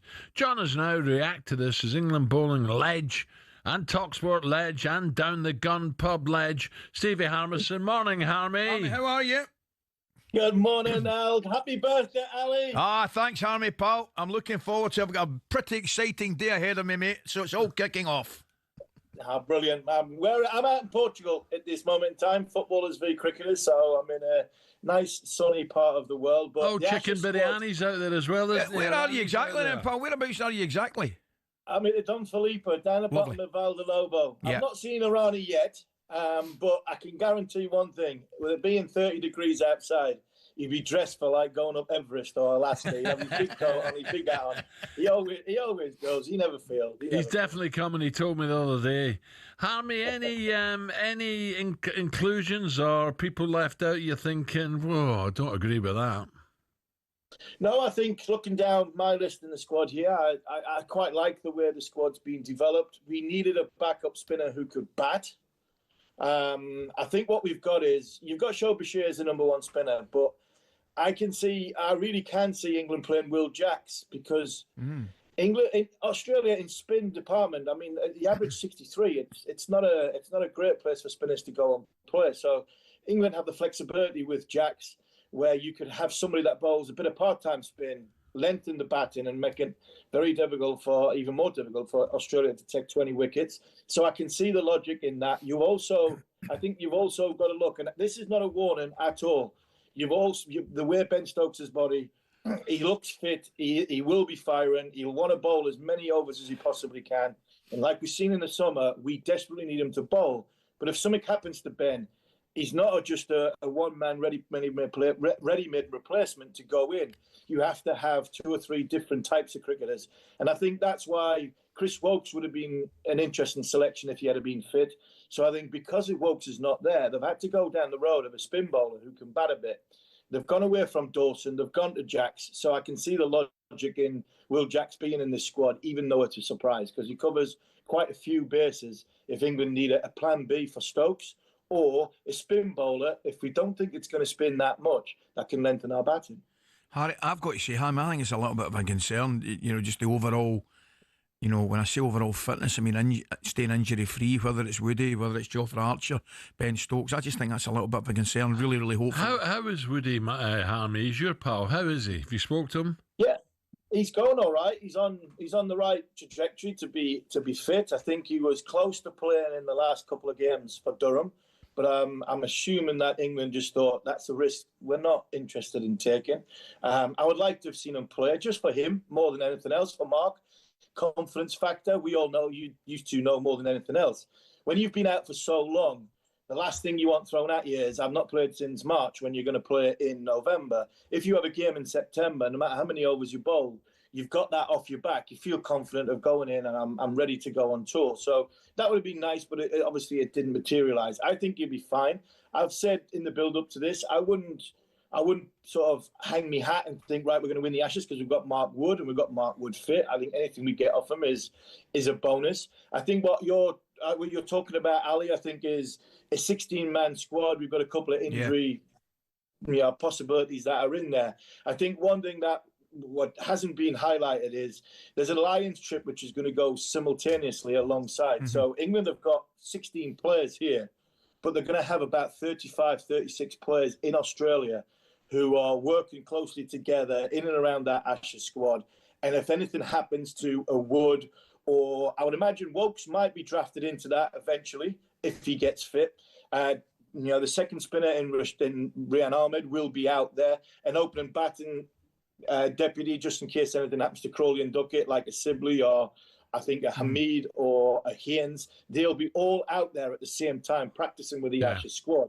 So there will be backup just in case anything happens. Harmy, you're sadly missed and badly missed at Brockett Hall, the golf days. You know what went down an absolute belter was the par 3 take on Tuffers. Right, so Tuffers was on the par 3, and by the end of it, there was 27 bottles of Peroni lying about. And the guys looking at him and said, that Phil Tufnell is magic. He is brilliant. He was in great form. And he ended up falling asleep at the end of the night, and his driver took him home. What a start. It was brilliant. You got to come next year, Harmy. Yeah, I mean, Tuffers is great. I mean, that part challenge, the par 3, must have been unbelievable because normally you play on the par 3s. It's challenge the pro and you get about 4 players that get inside the pro. I mean, you win if you just get off the tee box, the cat. So, Harmy, the charity lost about 400 grand, man. The problem was, Harmy, a lot of the players were on the old Whispering Angel. You're meant to stop once, have a half a sip, and off you go. They come back every 3 holes for more. So they were well gone by the time they got to Tuffers. I mean, he's going to be. I think Cat's going to Australia. He's going to be in Australia. So, I mean, the Barmy Army are going to have a field day with Tuffers and one or two others. Stuart Broad's commentating out there, which will be fantastic. But I mean, I don't think we can call it. Well, I might get in trouble for calling it the Question of Sport Tour with the great Sue Barker, Matt Dawson, and Phil Tufnell throughout the summer, and it was brilliant. And I mean, I have never seen a man change so much. At like 5 to 7, he's lying on the couch thinking the world is ending. And then the lights, cameras come on, 7 o'clock, bounces up. He's amazing. On stage, he's brilliant. Fantastic. Absolutely amazing. Harmy, just a quickie, didn't quite make his 100. Dickie Bird, what a lovely man, they tell me. A gentleman, could give it, take it, and funny as well. Very respected. Yeah, well respected, lovely fella. I mean, seen him from a distance in the summer. Obviously, talkSPORT had the coverage of the Indies series, and you look down. He was in his seat right underneath where he paid for the pavilion. I mean, the balcony of the pavilion. He was sitting by himself, and there was one afternoon. It was brilliant. A couple of things. One afternoon, he was sat with Geoffrey Boycott and Michael Athers, and then poor Athers, couldn't get a word in. I mean, between Dickie and Boycott, it was unreal. So it was great to see. It was English cricket at its finest. It really was. And I mean, as a young 19-year-old, I played a bit of cricket by then, and I think I played in one of his last games. I don't think it was his last first-class match. It was down at Eastbourne, and I mean, I was pinching myself. I'm walking in from fine leg. I'm taking my jumper off as a 19-year-old, and I'm like, I'm giving my jumper to Dickie Bird. Wow. I mean, I'm giving my jumper to Dickie Bird. This is Dickie Bird. And I mean, his one-liners were fantastic. You'd walk away back towards Fine Leg, and he was like, Dickie, did you see that? And you're looking at him thinking, what stupid question, because his eyes had gone by then. I mean, he's a really, really good guy. And I was like, was that not close, LBW? And I thought the appeal had nearly woken him up. And he's like, and he looked at me. He looked at me with such disdain, and the one-liner come, Harmy, I just couldn't believe you got a straight one going. So I was a bit taken back by it. Oh, magic. So, brilliant man, great character, sadly missed. What a legend of Yorkshire. And I tell you what, not only off the field, he did some great stuff for English cricket on the field, but he did a lot of good stuff for Yorkshire off the field, and he will be sadly missed. Well done, Harmy. Speak later, See you pal. soon, Harmy. Thanks, you. mate. Cheers, boys. Steve Harmison there. Up next, we'll ask David Seaman if Arteta, Mikel, can afford to take the Carabao Cup lightly as they get the campaign underway tonight. And of course, live on talkSPORT.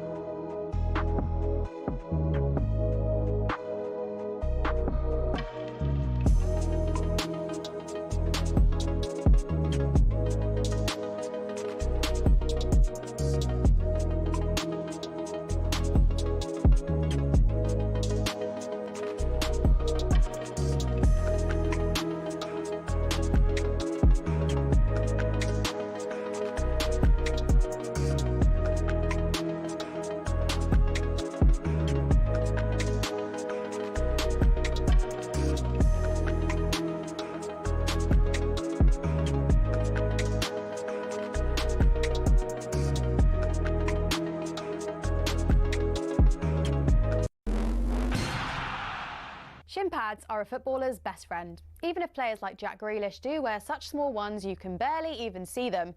But what's the story with shin pads, and are there actually any rules on how big they should be? It all started with cricket, actually. Cricketers had been wearing shin pads since the 1700s. It was thanks to this guy that shin protection made its way over to football. Meet Samuel Widdowson. He was a cricketer and a footballer. He played for Nottingham Forest back in the late 1800s, and he wanted a way to protect his legs from nasty tackles. Naturally, his mind drifted to his other favourite sport, where players had been wearing these pads for a century. Story goes, Widdowson cut up his cricket pads and popped them on before taking to the footy pitch. His Nottingham Forest team then began wearing them from 1887, and the first known use of them in a match was in 1894, in a match between Newcastle and the then Woolwich Arsenal. Eventually, FIFA clocked on that this kind of protection was pretty important for footballers. And so, in 1990, basically 100 years after Widdowson first put them on, shin pads were made compulsory. It became part of Law 4 of IFAB. That's the body responsible for setting the laws of the game internationally. But the law doesn't actually specify anything about measurements of shin pads. It just says they must be made of a suitable material and be of an appropriate size to provide reasonable protection. It's really vague, even though there have been calls for it to be changed. But for now, that's why Grealish and co can still get away with these ones, which are no bigger than a credit card and which seem to offer little to no protection whatsoever.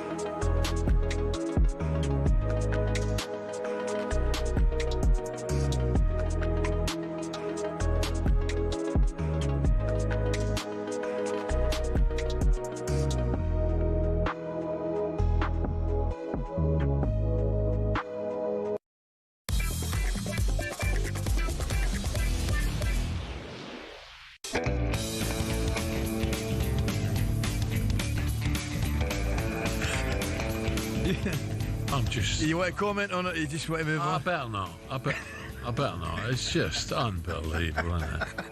This country is just gone to the dogs. I swear. Absolutely. You hear that headlines there? Dear, oh dear. Hold on. You just can't make it up, can you? No, you can't. You're absolutely right, but I'm going to try and cheer you up. Somebody. One of the boys has just messaged done. He said his mate just hired an Eastern European cleaner, right? Seemingly it took her 15 hours to do the house, but he just found out she's a Slovak. You got to be very careful what you say now, Alistair. I know it's your birthday. We'll let you off as it's your birthday. What's wrong with that? Well, you're not allowed to say things like that anymore, are you? Things like what? She's a Slovak. What's wrong with that? Coming for the man that's just tutted all the way through the news. I know one. That's unbelievable. 250 quid in a cab to get a knee looked at. That's incredible, isn't it? Oh, dear. Anyway, let's move on quickly before we lose our licence. talkSPORT breakfast. Alan Brazil and happy birthday, Ally McCoist. The Carabao Cup football continues tonight on talkSPORT.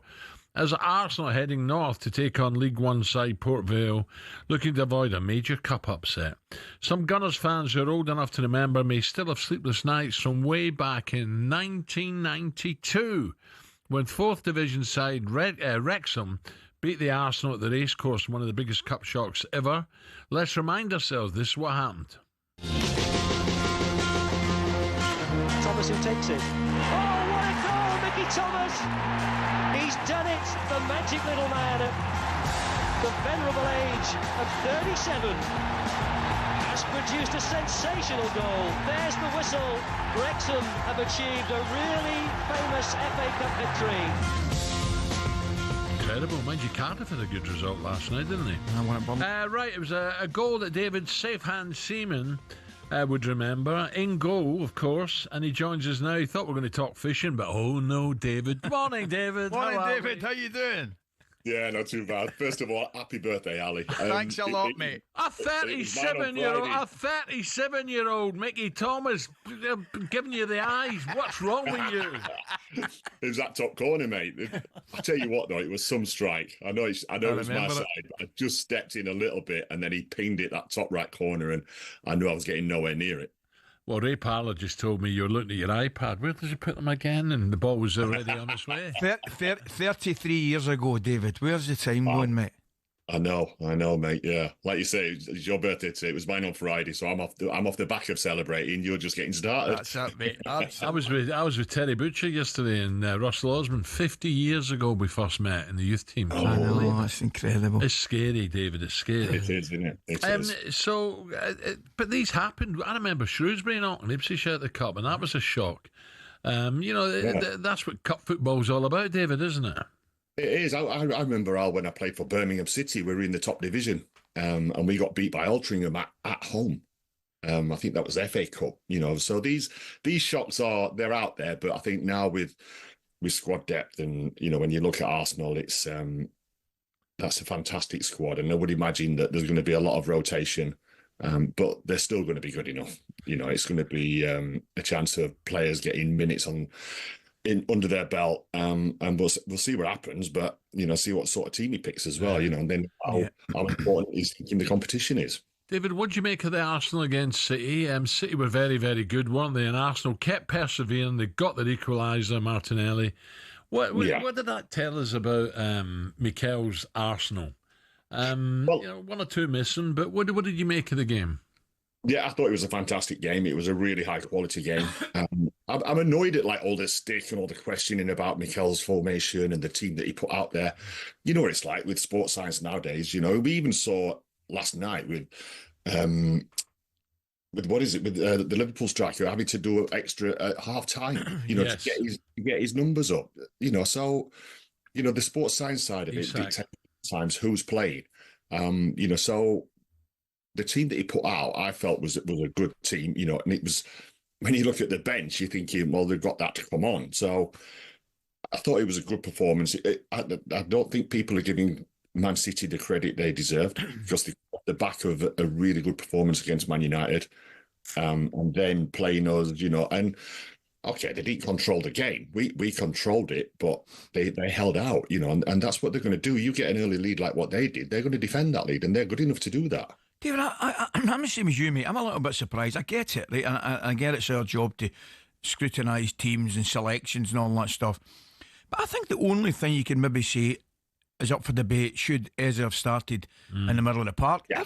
That's the only thing. Everything else, the team, if it doesn't pick itself, you're not going to have a problem, whether it's Majeki on one side, Trossard or Martinelli starts. It's just that one position.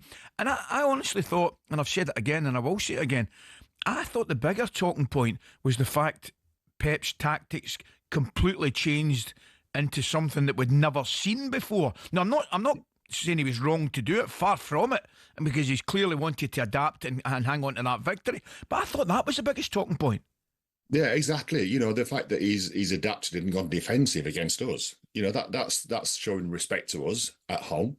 And then even, with Pep being defensive, I was looking at the team, and then even the goal, you've got to give Mikel credit as well, because he put Martinelli on the right instead of the left, Saka on the left, which is a change of what they normally do. And that worked perfectly, because then Martinelli made that diagonal run in from the right to get on the end of the ball. So there was all these sorts of different tactics going on, yet people are just focusing on saying, it's 2 points drop for Arsenal, they should have gone for it. These Man City guys, and they're not as bad as what people are saying. They're in good form. I thought Saka was showed some lovely touches coming inside and good with the ball. He looked sharp enough for me. He's going to get better and better, Saka. David, the weekend, what are you doing the weekend? Will you be watching the Ryder Cup? Definitely, I love my golf. Obviously, I love my fishing as well, but there's not much of the fishing on telly, so I'll be watching the golf. Tell you what, mate. You down the bottom of the garden with the old barbel, or what's the season now? What fish? What you? Yeah, we're well into the season, mate. Yeah, I did a night last night on the Clark Lake. I didn't catch anything, but there's a shot. Well, you sat up all night and didn't catch any?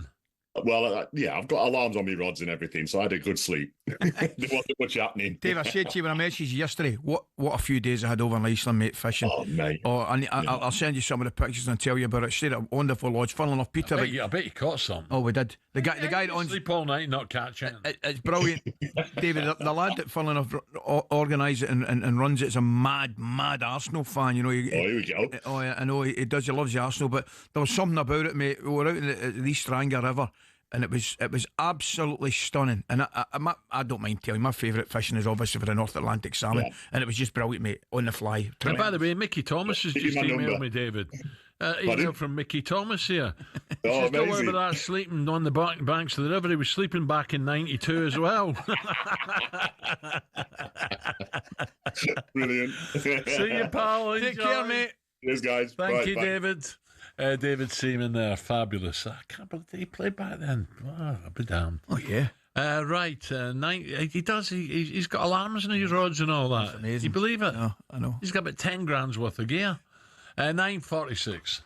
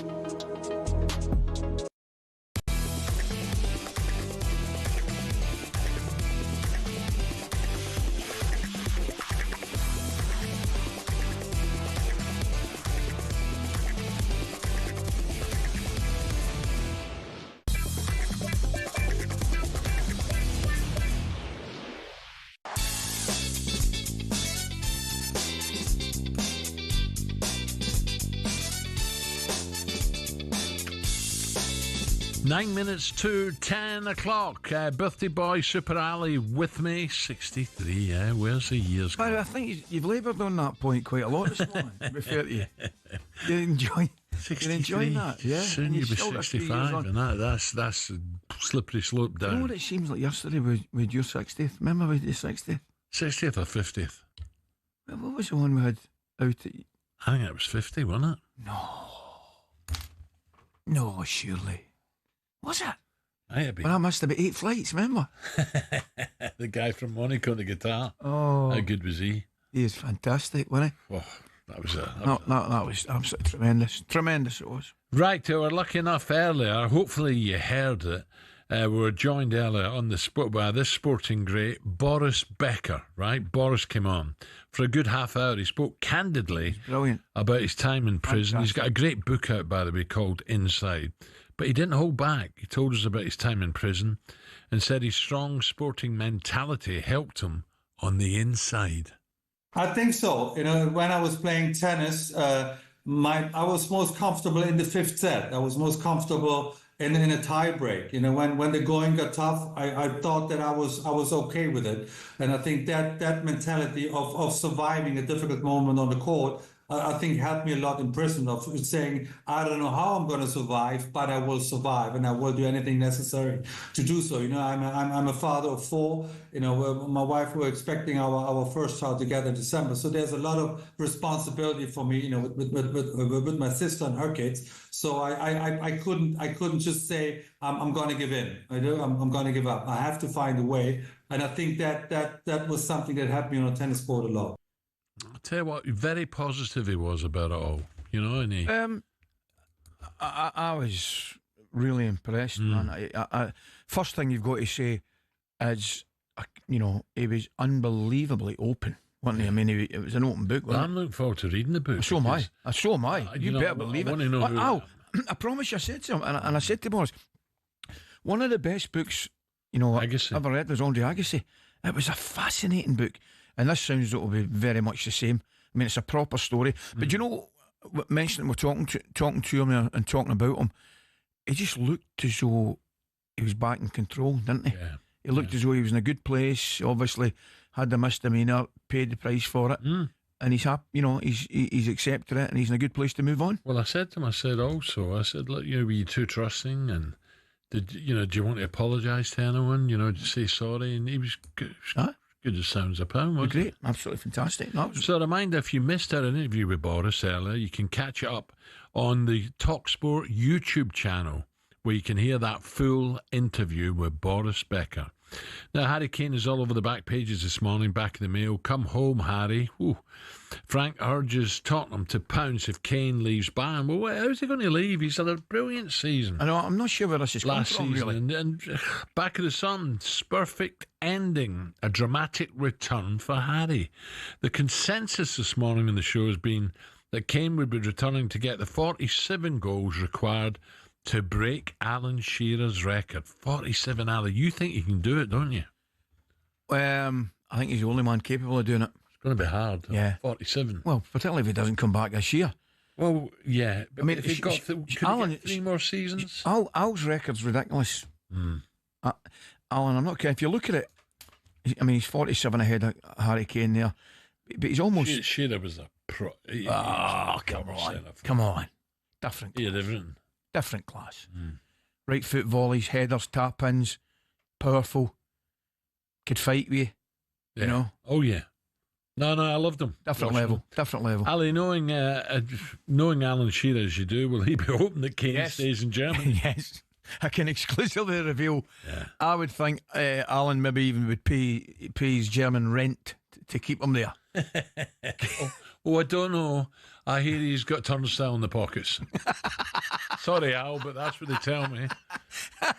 Well, I know with you on the money, he keeps winning at the golf. Tries to get 20 quid out, he's got boxing gloves on. I'm just sorry, I can't hear.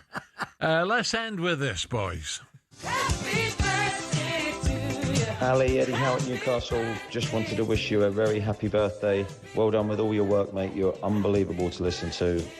Always make a game better with your humour and enthusiasm. Ali, it's Lenny. Happy birthday, Uljan. Sorry I couldn't get to catch up with you at Loch Lomond a few weeks ago. I know you were busy. But we did see some video of you playing, and we saw your tee shot at the 17th, and the club have assured us all that the Frogmen have found your ball. Ali, Lee Dixon here. Happy birthday, my old mate. Have a great day and enjoy that free bus pass. Morning, Alan.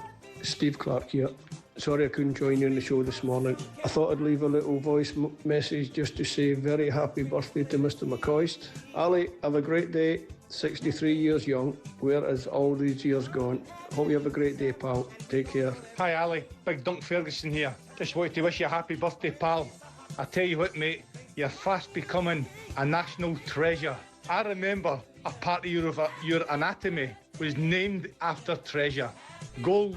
Well, I'll let your listeners fill in the rest. Ali, 63. This is Lee Westwood. I want to wish you a very happy birthday. Don't you worry, I'll keep giving you the good horse racing tips. Not to those other guys like Al, just you. Good morning, Ali. It's AP McCoy here.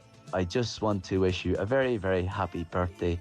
As our pal Jimmy Nesbitt would say, every day must be like a birthday in Ali's world. Super Ali, Super Ali, ole, ole, ole. Super Ali just died here to wish you a fantastic birthday, 63 years young, mate. You enjoy yourself. Catch you soon for a bit, and remember, no Peshwari naan. Oh, that was lovely. Listen, Lee, you might not give me a tip, but Close House sponsored part of the golf at Brocket Hall, so thank you for that. It's a great course, lovely spot. Graham Wiley's course, brilliant. Thanks. Yeah, you're right. That was lovely, mate. I want to thank you for the amount of messages that have come in as well, wishing myself a happy birthday. Really greatly appreciated, very much appreciated, and it's only fair. It's only fair that we take this opportunity and wishing somebody else a happy birthday. Go on. Simon Jordan, who's coming next. Away, yes, is it? Yes, it's Simon's birthday. I think he's got 2 years on. I think Simon's about 65. Oh, he's more than that. He's got to be my age. About 67, 68. Yeah, he's got to be my age. Yeah, we'll ask him in the way in. Ali, really enjoyed that. So did I, mate, as always. Don't forget that Boris Becker interview. I really loved that. Really loved that. Promise you. Right, what's your plans for the big day? So steak with the family tonight, steak with the family and I'll tonight. see you Friday at Glen Eagles. Correct. Look forward to it, mate. Jim White, Simon Jordan, excuse me, and Danny Murphy coming next. And I'm back tomorrow morning with Gabby. All right, 6 o'clock.